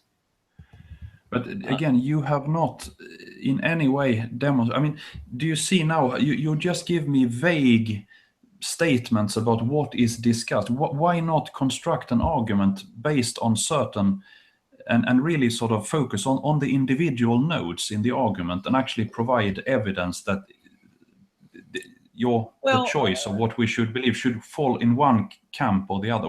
Well, at a certain point, I'm satisfied to say that this is a point of view that's out there, and I'm confident that you'll be able to find this view out there in the mainstream current literature. But you personally don't seem to know. You cannot refer to any specific reason supported by evidence why we should reject Darwinian evolution. All you provide are sort of vague. Vague feeling that there is. I don't think that's true. I told you about the Royal Society. They're having a conference on exactly this question. I've talked about the math problem, population. You have population genetics, and you have combinatorial inflation, and then you have the algorithmic search problem. I think we've talked about a number of different things, and a lot of these things are uncontroversial. It's acknowledged in the literature that these are problems that are not solved, and we have to come up with a non-Darwinian. You give me vague assertions that this is controversial, but why not construct for your own benefit an actual? Well, my argument isn't for these particular things. My argument is that it is legitimately controversial to say that Darwinian evolution can explain everything. Well, it cannot in the sense that we've observed everything. But I mean, do you have a make or break? But also in principle, I'm not just saying that you have to observe Darwinian evolution, do everything. There are arguments that it cannot, in principle, accomplish everything. Just everything. Are these good arguments, and how do you know? Well, it's in the mainstream literature. I mean, so go investigate for yourself. There are scientific conferences, but legitimate scientific bodies being held right now on this very question. So, But that is an argument that there is a discussion about. So, but why is there you haven't pointed to anything that should tell us to reject the Darwinian mechanism? You haven't pointed to any specific case. You're just saying that there are controversies. Well, Cliff, I thought, explained the algorithmic, the no free lunch problem. Yes, but is that relevant? Is that a relevant case? Because why does an algorithm have to be good at the best at every possible um, uh, problem when it's only a certain type of problem we're trying to address in biology and evolution? Well, it's the same algorithm. Yes, So but I mean, there's anything. It's still very random variation and selection. yes. It's not like humans. They can adjust the algorithm. Yes, but why couldn't it? Can you provide a specific case where the algorithm couldn't work Well, as I a mean, you're reason very for on rejecting it? Well, actually, I should probably defer to Dembski because they actually have developed models testing this idea. But how do you then evaluate this? I mean, yes, they claim that, but how do you evaluate whether they are correct or not? Well, I would evaluate by reading it and attempting to understand it, right? And have you read it and understood it? Well, this is one of those arguments that I'm at the beginning of understanding. I can articulate some things, and other things I have to read a little bit more about. But my only point is that it's legitimately unsettled science that the Darwinian mechanism can be extrapolated indefinitely. I mean, think about that, though. Just the idea that Darwinism... They have raised, but before you even have started to evaluate, you think this is enough you already consider this an argument to reject the Darwinian mechanism. Because if you did not, you would not have to invoke an intelligent designer. Is that correct? So even before you say you have in a sort of started, or even before you've completed a process of evaluation, the existence of these objections have caused you to reject the Darwinian mechanism as a strong enough explanatory model. Is that correct? Like I've said, I'm pretty on the fence. This is one of those questions I'm a little on the fence on, but I am probably more skeptical of the Darwinian mechanism than credulous of it. But yeah, you're not on the fence in the sense that you are in the ID camp. You think that's right, but not an just for inference to the that. better explanation. That Not means just that for that. you okay for what then? I favor more the information argument. Although And I think what there is are the some information I think argument? there are interesting things about the fossil record and stuff that maybe it looks like design, but mostly I like the information argument though. But I mean, the Darwinian process can provide information to a system. The system of robots demonstrated that. Yeah, but again, I'm not talking about the evolution of the system once it exists. I'm talking about where the coding system comes from. Well, I mean, in some sense, the case of the robots, we're just providing a framework within. I mean, we have demonstrated a general principle, okay, that a system can sort of, by a Darwinian mechanism, acquire information, which should be well, let me clarify. a much stronger argument than anything you have provided so far for a specific intelligent designer. I think maybe it'll help. Maybe I could clarify that I don't think that information can't be added to existing organisms by a Darwinian mechanism, or that information can't be changed in a way that's beneficial to the organism. So in other words, created in a sense, I guess. So I don't know if that helps clarify. The thing that I think is uncanny really is the coding system that we don't have any answer for.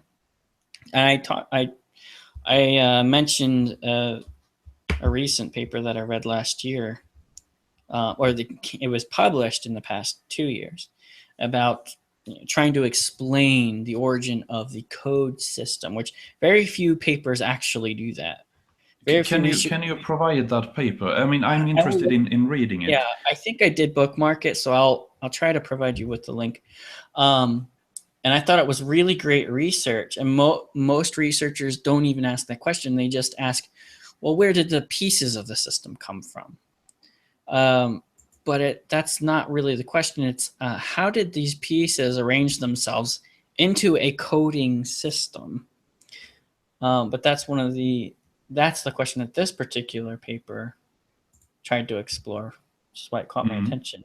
So I'll try to dig that up for you. But again, you're only so your main. You mentioned previously a pentadactyl limb, and you did not in any way explain why this would be a roadblock for evolution or the Darwinian mechanism. Well, I mean, if when I question you about it, you retreat from that example and you start to. So it actually just boils down to what started it. That seems to be the main problem, and we are really far away from machines that humans make. Do you see? I mean, we're not far away from the same exact patterns, though. Now, with penadactylism, or any of these kinds of novelties where they what is the problem with pentadactylism? As far as I understand, evolutionary precursors. Well, it does have evolutionary precursors in the sense that, as far as I understand, all the bones in our pentadactyl limbs are found in these fish supposed ancestors. That you do have bones in these fins, these fleshy fins. So I mean, why is this? How do you call this an evolutionary novelty? All you need to do. Well, the use of the word novelty is not at all controversial. That's all over the literature. Yes, but why can't you have this evolving from a fin which contains the bones involved? Well, I mean, that's kind of always been the question, right? Like, why couldn't evolution do that? Why couldn't Darwinian evolution do this? You know, I mean, that's why it's so hard to answer, right? Is because you can always say, well, why can't it? Well, I think we're at a place where science is beginning to quantify those limitations, actually, of the Darwinian mechanism. We talked about a couple of ways that that's being done. So if you can quantify the limitations of that process, and then you observe that certain changes occur within a constrained evolutionary time frame, you can reasonably posit that there may have been a non-Darwinian mechanism at play. Again, can you point to a specific reference that demonstrates these sort of quantitative limits? Well, I gave you the example of Irwin and Valentine, who made this very argument about the Cambrian explosion. They made an argument. Is that a book? What is the name of these authors? Irwin and Valentine. Like Valentine's Day. Valentine, yes. Valentine, yeah. It's a 2013 book. I think it might just be called the Cambrian explosion. It might just be called that. Or something like that. And there they demonstrate in that book that there are these limits, or do they just claim it? No, it's the argument they make. How do they actually demonstrate this? You can make mathematical arguments. I mean, yeah, in that book they talk about that. But there's a good, if you want to see a debate about it, there's one between Richard Sternberg and Donald Prothero. There's also again. If now you were citing the book as an example, where in that book can I find this information that demonstrates that the Darwinian process is insufficient? Or do they then quote somebody else? I'll have to give you the reference. Yeah. But I've given you the book and I've given you the authors, and it's in there. But if you want a quick and easy example, Sternberg debated this with Donald Prothero. That's on YouTube. And Sternberg, he's a double PhD. He knows the subject matter very, very well. and he actually goes into the mathematics of whale evolution. And he actually accepts the transition from land mammals to whales.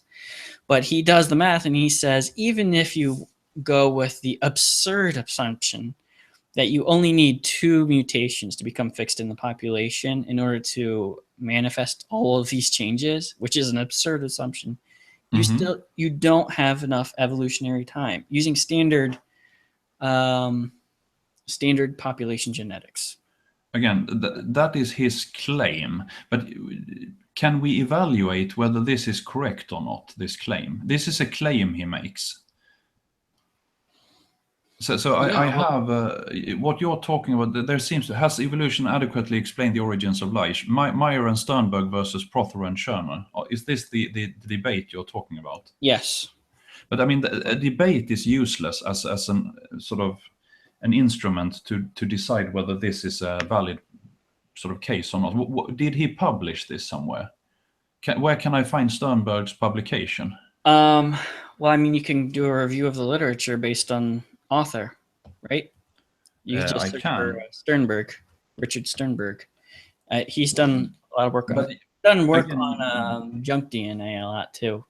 Well, I understand our time on this earth is limited, but so you have not looked into and tried to evaluate whether you're taking basically his claim in this debate. So first you referred me to a book, but then when I asked for specifics of the book, you jump from the book to another debate where somebody is making a claim. Do you see where I'm coming from?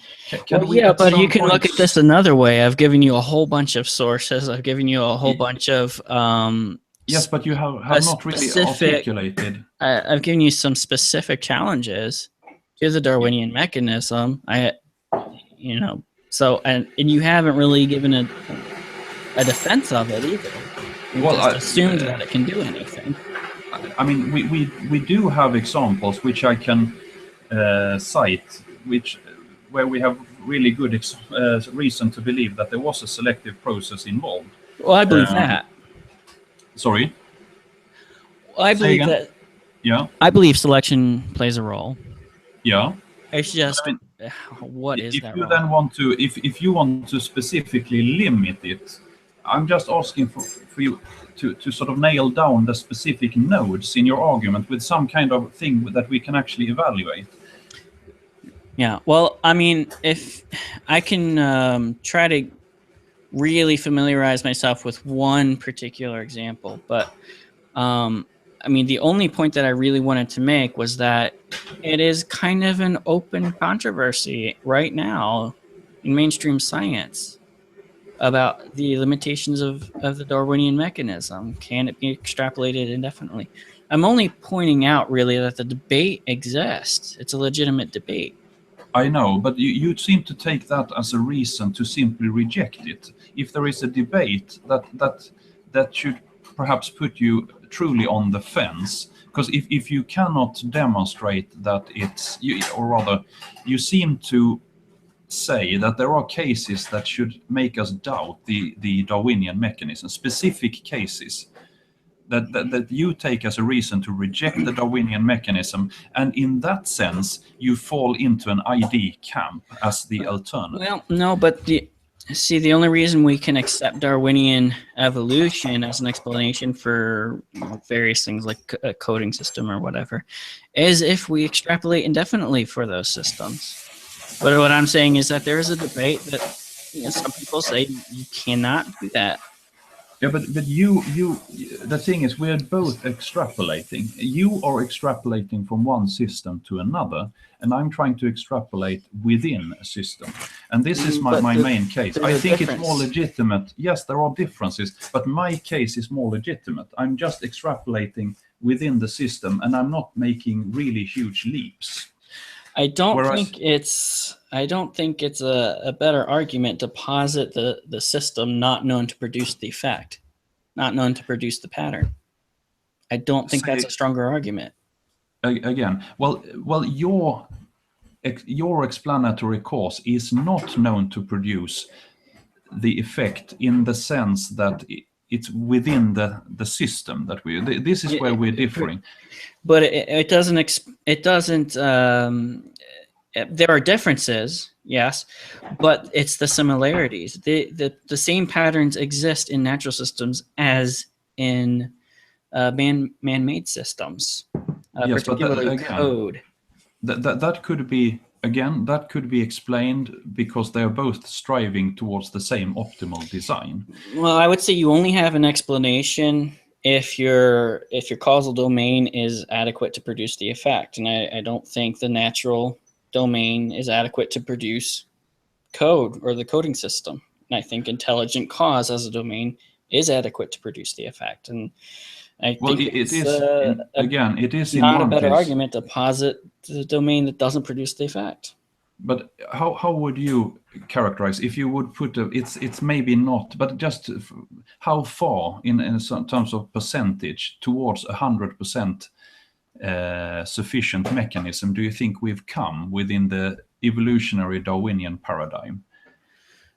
As a percentage? Yeah, I mean, it may be difficult, but if you see it as a scale, there's a starting point where we know nothing, and then there's an end point where you can say, well, here we're at the goal. We can now be satisfied that we have a sufficient explanatory mechanism.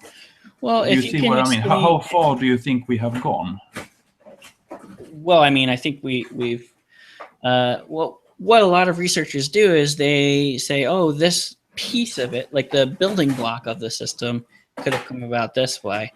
But I don't see a lot of people saying this is how the building blocks can turn into a coding system.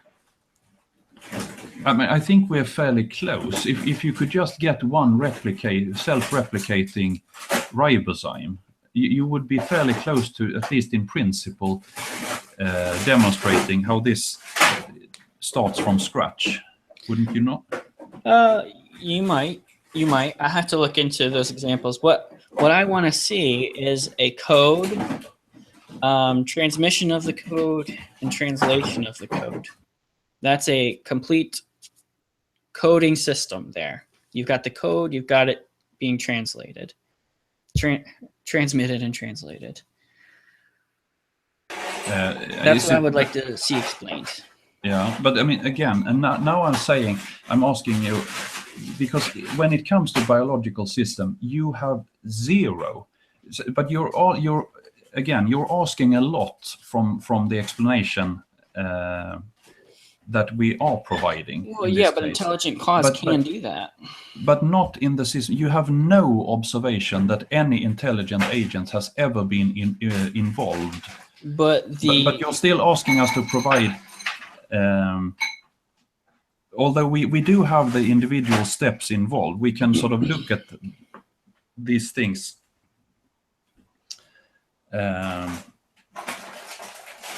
in a sequence and see really a lot of these things explained. But there are certain features that we cannot provide a demonstration of. No, but you have zero demonstration that an intelligence has been involved in the biological system. No, see, that's the point of contention. I don't think it's zero at all. But in the biological system. Yes. No, but the pattern is the evidence. The pattern is the evidence when it correlates to the causal domain uniquely associated with that pattern wherever we know the cause. But the evidence. But can you confirm, that within the biological system you have no direct observation that an intelligent agent has been involved? Well, we didn't directly observe an intelligent cause produce that particular system. No, but we have observed intelligent cause produce that particular pattern. Whereas the naturalistic side hasn't observed anything producing that. It hasn't produced that pattern at all. At least it doesn't. Not only does it not have a mechanism, which intelligent design doesn't have a mechanism, but it also isn't known to be causally adequate. Well, whereas intelligent design is known to be causally adequate. But not for the system we're discussing now, the biological system. Can you for that pattern? For the pattern that exists. Yes, in the system. But not for the system. Well, that's Can you just say yes, please? It hasn't for that particular system, for no biological system. I think that's kind of a complicated question there. How are we breaking down the system? If you can provide any direct evidence for it, it's easy to provide it. No, I don't think that when you try to explain something, you have to explain every component of that thing. There are elements of the whole. There are constituents of the whole that provide clues to where the whole may have come from. You don't have to say, well, we know where this constituent of the whole generally comes from, but because we don't really have a good idea about any of the other constituents, we can't say that we explain the whole. Nobody says that. Nobody argues that way. If you have a constituent of the whole that you can explain, then you have some explanatory value there. And I think, are you now describing sort of your system or mine or the biological ones? I mean, I had in mind the coding system is what I had in mind. But I think the description you just made, we can go back and listen to this. It fits really well to the situation we have with the biological systems, that we do have a large fraction of the individual components covered. And that if we sort of understand these processes, how they seem to work, that it's really not beyond a reasonable assumption that the rest gaps could be bridged. So sorry? I'm sorry, I caught myself interrupting. I'm sorry. I was just going to say, but having an almost causally adequate explanation is different from having a causally adequate explanation, though. Yes, but you're doing also an extrapolation. You realize that you're extrapolating from one system to another based on a pattern. You're doing no more than an extrapolation yourself, right? I wouldn't say that's an extrapolation if it's known to produce the effect. Well, it's again, you're just giving me a vague. It is not the same. A biological machine or system is not the same effect as a machine assembled in parts by humans. Yeah, but there's the constituent though of the whole. What do you mean the constituent of the whole? You're saying that even if we can correlate a coding system to an intelligent cause, we're still not justified in the inference because there are other constituents of the whole. There are other things about the organism that an intelligent cause isn't known to produce. I mean, a coding system, you have two different coding systems. That's the point. You're trying to go from one to the other, and that is an extrapolation. No, it is the same. No, two coding systems are not the same system. They work entirely differently. No human being has made. I mean, we have no observation of humans making the things that we see in nature. Well, then why do we call them both coding systems then? They have similarities, but I mean, they work under different rules. Similarities. Yes, you have one particular case making one kind of system, and I think it's a generally bad idea to then just try to, you're extrapolating this. You're doing a blind induction, trying to move to another system, even though we know that the ways that the second system came about, as far as we know, really, and we know quite well, it's different. So you're making more of an extrapolation than I am. No, I don't think. I think. See, I see it very differently because I see it as an extrapolation when the cause is not known to produce the effect. I see that as the extrapolation. Whereas I don't see it as an extrapolation when you have something that's known to produce that pattern. But again, it's already known to do that. When extrapolation is where you're just referring to a similar pattern. I know you see it in one way or another, but the way you're approaching a problem is, I think it's a generally bad epistemological way of approaching it. You should look within the system, and only if you're justified in doing inferences to other systems should you do that. And I don't think we have a reason to, because we don't have a general principle of intelligence creating code. We have a single example. We have an N of 1. And Right, but that one means it's causally adequate. well, for the cause that we do observe, yes, but we do not observe that it's adequate in the second case. That's the thing. You're really making a huge leap in trying to explain a single, to use a single cause known to work in only a single case well, to what do you all think other about- cases in nature. Well, what do you think about SETI, the SETI program? Yes. So do you think that SETI would be able to recognize an intelligent cause if it picked up on whatever kinds of signals they look for? Again, maybe and maybe not. That all depends on, and this is the thing, Well, that that's all depends on what this signal will look like, right? Right. So what would it have to look like? Well, this we don't know in advance, and now here is the case to use SETI as an example of good scientific practice is really silly, I think, in the sense that it's or rather it is good scientific practice that if you have no other information, of course you have to look for what you can imagine, right? And then it may be sensible to use what we know as a template for how we structure our investigation. But that is only relevant until we actually have information about this other thing we're looking at. Right. Okay. What you're trying to do is maybe saying to make this a prescriptive case or But you're prescriptive saying- case. So you're saying that it's conceivable that we could pick up on signals from outer space or whatever, and then reasonably posit an intelligent cause for those signals.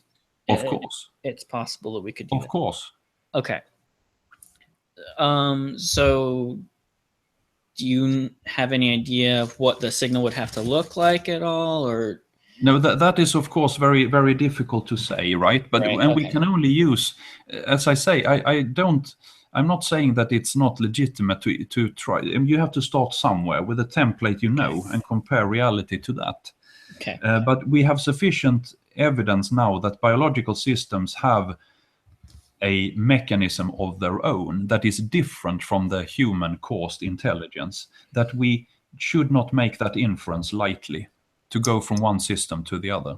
The internal understanding of the biological system is stronger, that this is a separate system from the human-caused code. Sure. I posted a link to an article, a peer-reviewed article in the side chat, and this is called the name of this article is "The Wow Signal of the Terrestrial Genetic Code." So this is peer-reviewed. Okay, when you're saying, and this, it is not 2014. peer-reviewed. The archive is a sort of a place where you can put your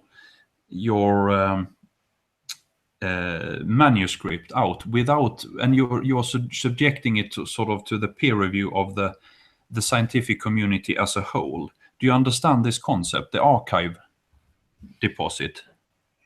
No, wait. This says submission history, so it's got a revision history at the bottom here. Yes, but I think that this does not work as traditional peer review. What it does is that you just put your thing out there and you allow the scientific community to critique it. Okay. Well, So that's it's peer not a- review. But I'm not. When I'm sort of asking for peer review, I'm asking for something that is part of the scientific,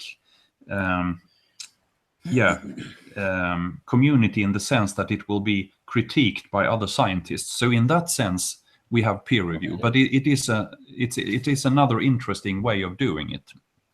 Right. So it hasn't been vetted in the traditional sense. Okay. Well, my point wasn't peer review. I wanted to point out. So this paper, it describes pretty specific ways, pretty specific similarities between the genetic code and coding languages that humans have created.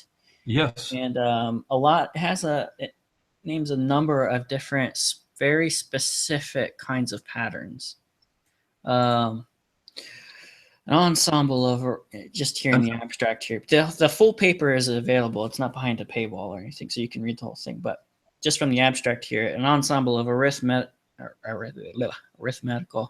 and ideographical patterns of the same symbolic language.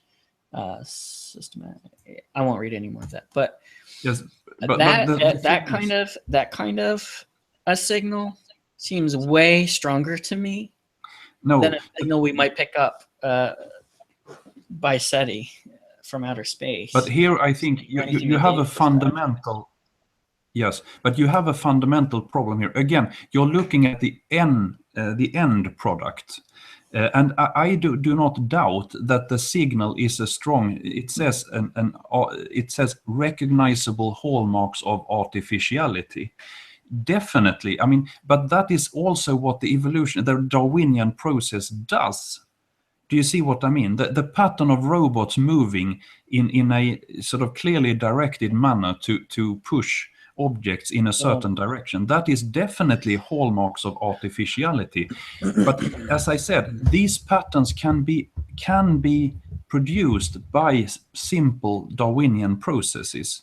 Yeah, but when you say that, you're referring to a smaller system, and then you're extrapolating, you're trying to generalize from those smaller observations to much larger conclusions.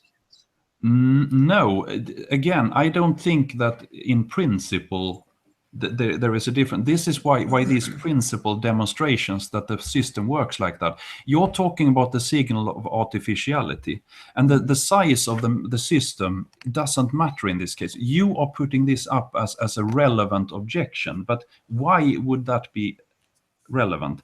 The point is that, of course, a Darwinian process will definitely produce something that is non-random.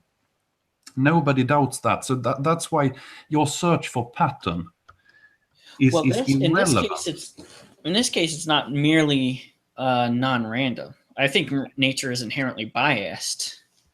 So it's not merely that it's non-random. It's that it correlates to a number of very specific patterns created in our experience by a mind. And now what you keep saying, though, is that the Darwinian mechanism can mimic the effects of mind, which is exactly what Darwin argued. Yes. But as I'm looking into this now, I'm realizing that most of the time, the acceptance of the Darwinian mechanism, it's based on modest observations and trying to generalize them to a much bigger picture. And now there is a scientific movement challenging that view and searching for I think you have to actually answer those challenges. You can't. The default is not to accept that mechanism. So I think right now, the way that I see it is that mechanism is in serious question as to whether it's causally adequate. It elucidates the fact that it never was actually known to be causally adequate. We were just extrapolating it to that point. And I would say that these extrapolations are more justified than your extrapolations from human-caused phenomena. So we are both extrapolating. The only thing is who makes the more valid extrapolation. And if you're not, I mean, why don't you just admit that you also extrapolate from one system to another? Well, I think maybe we're just using the word differently. I don't know if I disagree with your description of what I'm doing. I just wouldn't really call it an extrapolation because I'm not generalizing from smaller observations to the pattern that's in question. I think intelligent cause produces exactly that pattern that we see in the system. But I think you're using it more like because I'm importing a cause from one system into a different system, you're calling that an extrapolation. But I'm doing that. So in my sense, I'm not extrapolating. I'm not extrapolating because my cause is I need to finish. But in your sense, I am because I'm importing a cause. So go ahead. Oh, did I lose you?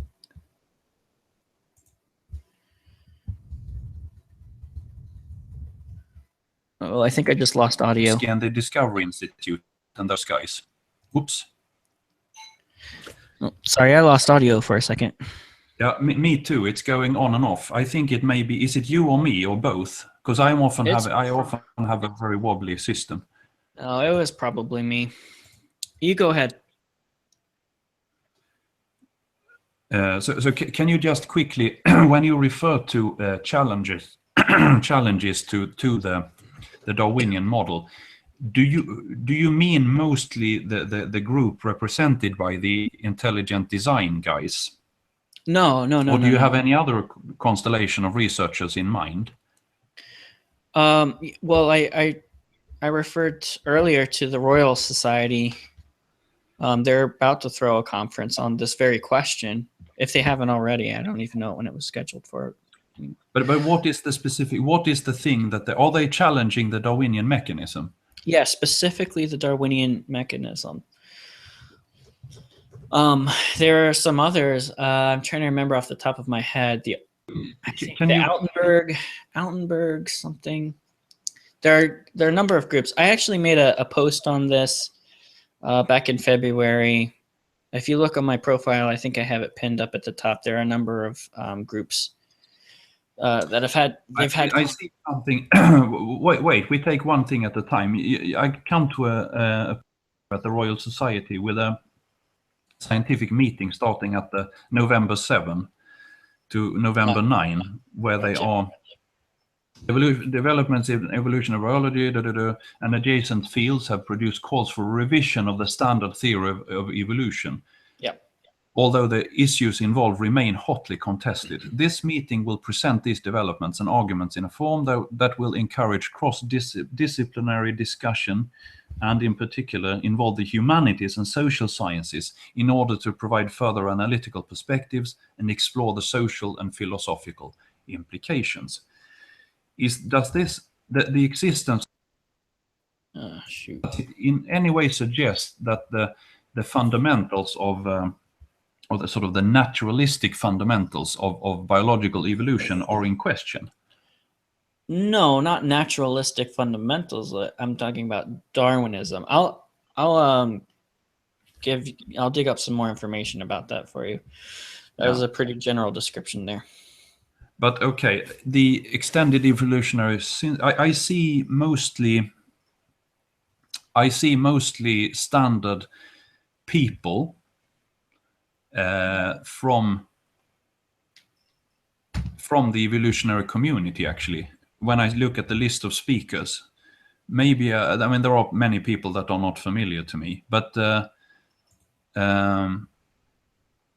and I see a lot of epigenetic change, Eva Jablonka here, epigenetic inheritance.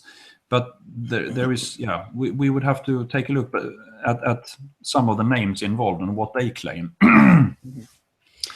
I'm looking at something I wrote. But this is something that is, but do you have a more, but so apart from this conference, which looks like a mainstream, although they want to maybe look into the matter deeply here, nothing here suggests to me that they're about to change the main concepts of evolution.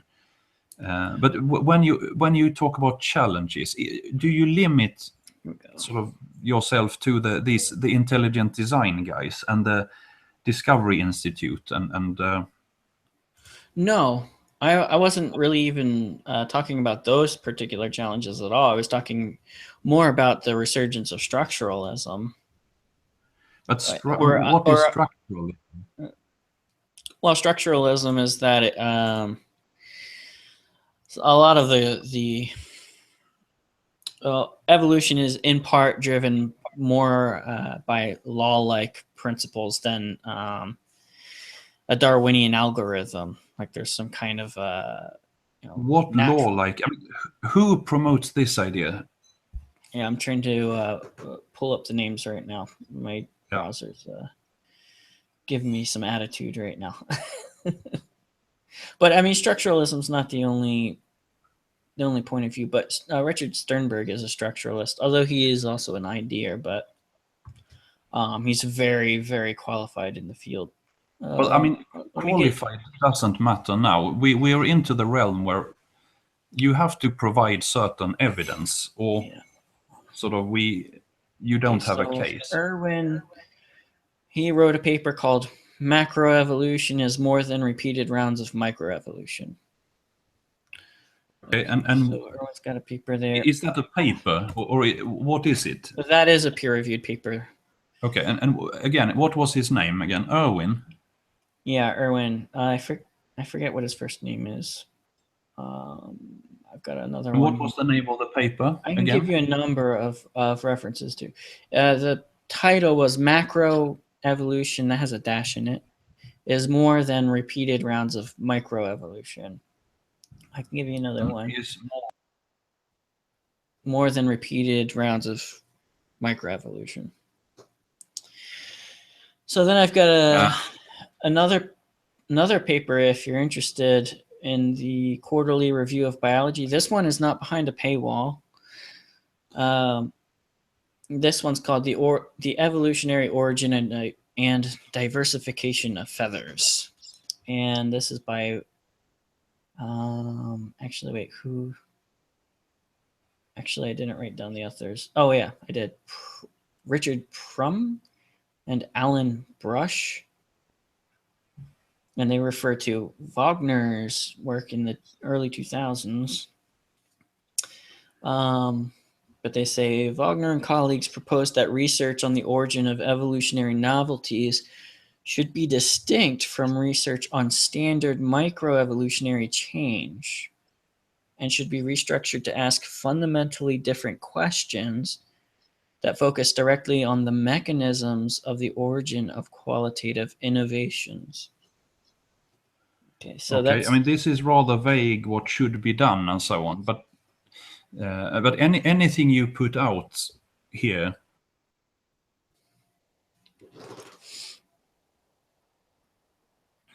I mean, here we go.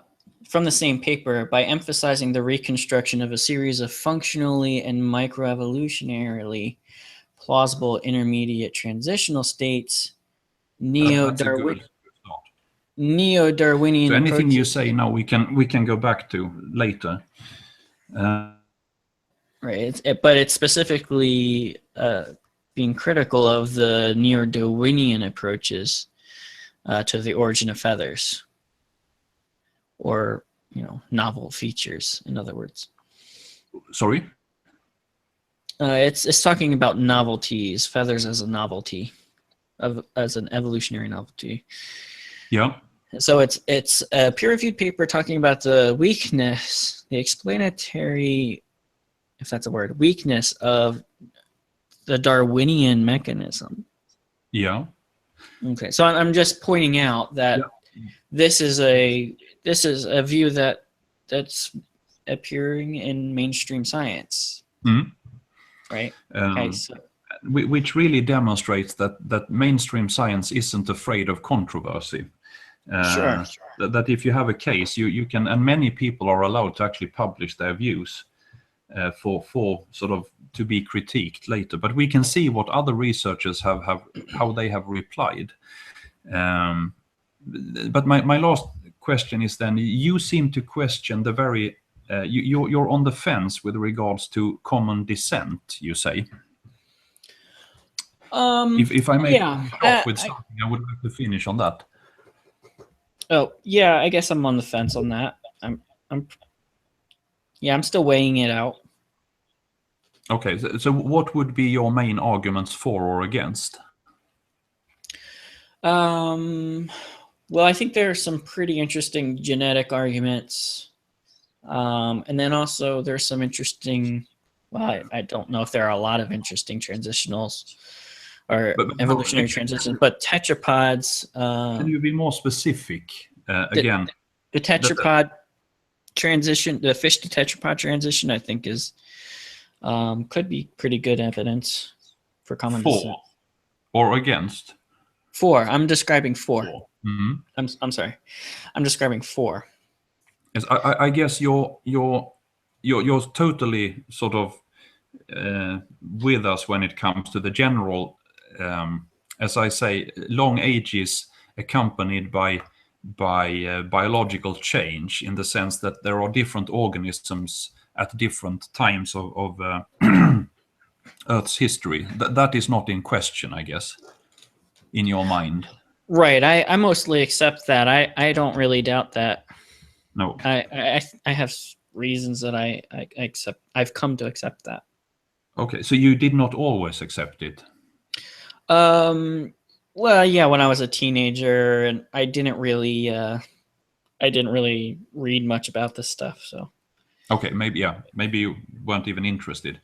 But when it comes then to the common descent aspect, I would say that there are several, and I could sort of actually put out if I would argue for common descent, I would be more specific in my argumentation than you have been in sort of the general objections to Darwinian theory. It's more beneficial to actually look at individual, pieces of evidence in a framework where you try to really nail down what they support and don't. Do you see what my point? You think that we should get into more specific evidences? Well, if it was to be, I'm just giving you a quick overview, sort of the general. It's been talked a lot about in people we know in this community about the similarity and dissimilarity of genomes, for example, and whether that would be an argument for or against evolution. And it can be. Sorry? I said it can be if it's presented right. Yes, I think the whole thing is whether it's presented right or not. The other camp, who do not accept common descent, for example, they say that similarities could just be a designer making. Yeah, well, I think that is true. It could be. I mean, similarity by itself doesn't really help you differentiate. You have to make a particular argument. You have to make a more specific argument, I think, in order to differentiate. But I think those arguments are out there and they're interesting. Yeah. I'm evaluating. Do you know the argument? I mean, do you know how it's actually being used in practice to motivate common descent? Well, I know that there are a couple of different arguments that I'm not really familiar with, but I've heard. There's a junk DNA argument where there's a lot of DNA that's a vestige of the evolutionary past. There's the argument of shared mistakes, copy errors in the code. There's the argument from ERVs, where ostensibly a common ancestor was infected or whatever. And that code was then passed along to the branches, the different lineages that branched out in the future. Yes. Yeah, there are a number of different arguments that I've heard of. I'm sort of familiar with them. But. Yeah. So, and my the strong aspect here for the case of evolution is that you can make a priori predictions. That is what science is supposed to be all about. Sure. That you can make ahead of time. In principle, you can make the you can predict how things should develop in certain cases. Okay. And this goes to the whole. So when we construct phylogenetic trees, that is based on the fact that single nucleotide or single amino acid changes are inherited from parent to offspring. So we can make rather specific predictions about the general pattern of what these trees should look like given an evolutionary history, right? Okay. And this is and this is an a priori prediction in principle, even though I guess our actual sequencing and our understanding of the situation may actually have developed in tandem. But do you understand that given our understanding of how sort of inheritance works and the way individual base pairs are supposed to be inherited, we can predict in advance in principle what things should look like. And the fact that the pattern resembles what we could expect is a very strong argument for evolution and not for any kind of designer, because the design inference is just made in retrospect. Well, but then again, you have that example I talked about earlier, where the same model can predict the history of the evolution of automobiles and the evolution of life, of the history of life. Well, not really, because automobiles will have certain features in common, but they will also just import things from nowhere. Well, yeah, that would be the evolutionary novelties. Yes, but these novelties aren't really novel in a sense. And when it comes to that's the good thing about the protein and DNA chain evolution, that you actually have discrete cases where a certain change, do you understand, a certain amino acid or a certain base pair could be expected in advance to follow a certain pattern, the pattern of inheritance. And there is no, you can only in retrospect, I mean, say that, well, a designer could have made it that way, but the evolutionary aspect would actually predict it ahead of time. I don't know if that has to be true in principle. You could look at the pattern of the history of things like automobiles ahead of time, and then subsequently look at the history of life and see if it corresponds, if the same patterns of emergence and evolution corresponds to the pattern we observe in the fossil record. You could do it that way.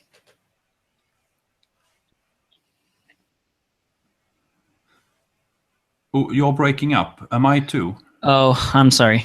Yeah, I've got a bad wire here, I think. I was just saying, hey, maybe you haven't analyzed the fossil record in this particular way, right? You analyze, you look at certain patterns in the history of automobiles, okay? And then you perform that same analysis on the history of life. So the analysis hasn't been done yet, right? So the model that you come up with for the history of automobiles now, you could say that this predicts, if life was designed, this model predicts what the history of life should look like. And then you apply the analysis to the fossil record. Well, and there are some differences. I mean, we have a general pattern of phylogeny, but I mean, you do not expect, for example, based on design necessarily, that all these genes independently should follow the same pattern. There is no prior expectation that a designer would work like that. Do you see what I mean? That the rhodopsin protein in the eye, the visual pigments, and the insulin and the hemoglobin and different molecules would sort of show the same pattern. A designer might rather be expected to, or well, actually, it's really hard. A designer could do anything. That's one of the problems with the design inference, that a priori it's really hard to know. You can only actually sort of make your own expectations based on yourself, basically. What would I do? Well, It's yeah, really but hard that's to why you predict have what the to. designer would. Yeah, but that's why you have to look at that causal domain. You have to identify what does it uniquely do. And when you identify the patterns, again, patterns that it uniquely produces, where it's not overlapping with other causal domains, that's where you could potentially find evidence for that causal domain in its unique effects. You're very unspecific now. What do you mean? Well, I'm talking about the argument in principle. Yeah, but we have an actual case for evolution here, that you have rather specific predictions that actually come through based on an evolutionary scenario. And that is in the general case of the tree structures that we see. Well, evolution can explain some things, and I think it doesn't explain other things. But the question is, does that pattern actually differentiate between these causal domains? Sorry?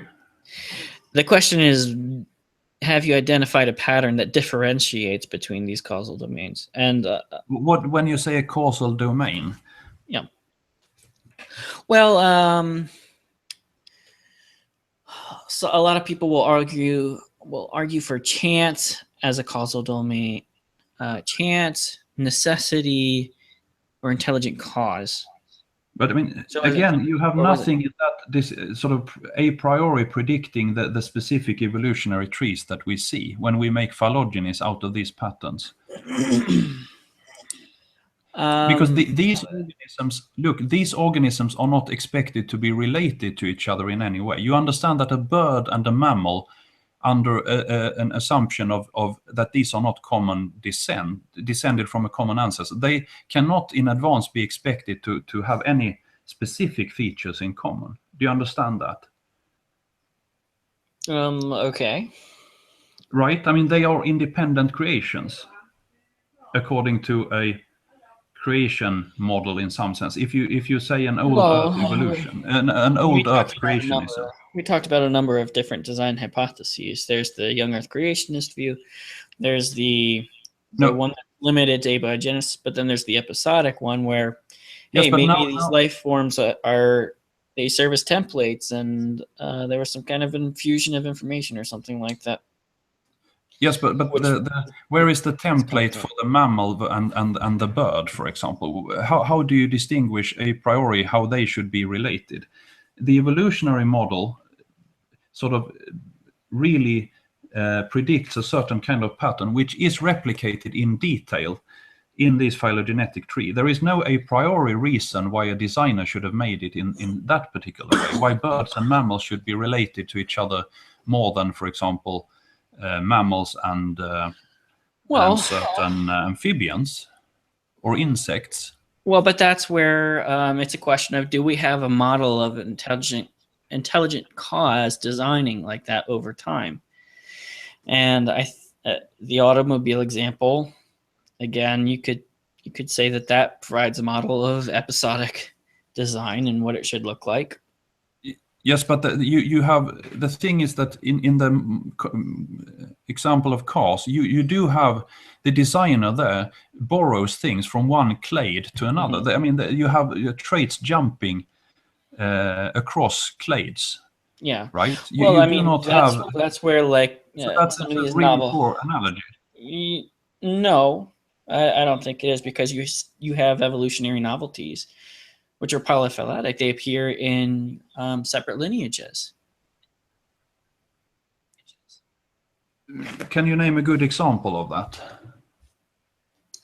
Well, I named pentadactylism. Let's see some of these other ones. But I mean, how do you demonstrate that this does not have a common cause in the bone structure of the original Sarcopterygian fishes? The fins of those contain those bones. So I mean, how can you say that this is a polyphyletic trait? It seems to be a monophyletic trait. Well, if it appears in different lineages, then it would be. What do you mean with different lineages? If they have the same ancestor, they're not direct. Where are there different lineages? Oh, there goes my account here. I'm trying to look up my info here. There's another case, for example, when you look at morphological evolution, or what we think represent morphological evolution, you have the reptile, the basal division between synapsid and diapsid reptiles, where the synapsid would we think later become the mammals. Okay, and the diapsid ones gave rise to different groups within what we call the archosaur lineage. Are you with me? I'm with you. Okay, and they gave rise to, for example, dinosaurs and crocodiles, the archosaurs. Later, the dinosaurs evolved into birds. That's what we think, based on morphological evidence alone from fossils. Then, when we go into that makes a specific prediction that could only be made from the DNA, the molecular evidence, or the molecular chains, that you can expect a certain relationship between, for example, crocodiles and birds based only on the assumption of their shared evolutionary history. There is no a priori reason to believe that they would share certain features in their DNA or protein chains, and we find that pattern. Okay. Do you understand that this is a very specific prediction that a priori should be made only from an evolutionary scenario, and it's being confirmed? I'm gonna just let you have the last word on that, because we're getting away from the higher level arguments that I'm more comfortable with here. I think we're getting into kind of your field here on this one. Well, exactly, but you should actually build your argumentation bottom up. So if you have in doubt, exactly, we can continue this at some other point. I have to run too, and you probably need to go to bed. Yeah. Well, anyways, Hexapod, I enjoyed our conversation, and I really appreciate you getting up early to come and chat with me a little bit. And I hope you enjoyed the conversation, or at least it was a pleasant one. I did, and thanks for taking your time. Yeah. Okay. I've had fun. Yeah, me too. Let's do it again Cheers, sometime. Then. Okay, bye. Oops, I'm losing you anyway. We got to run. Yeah, bye-bye. Okay, bye-bye.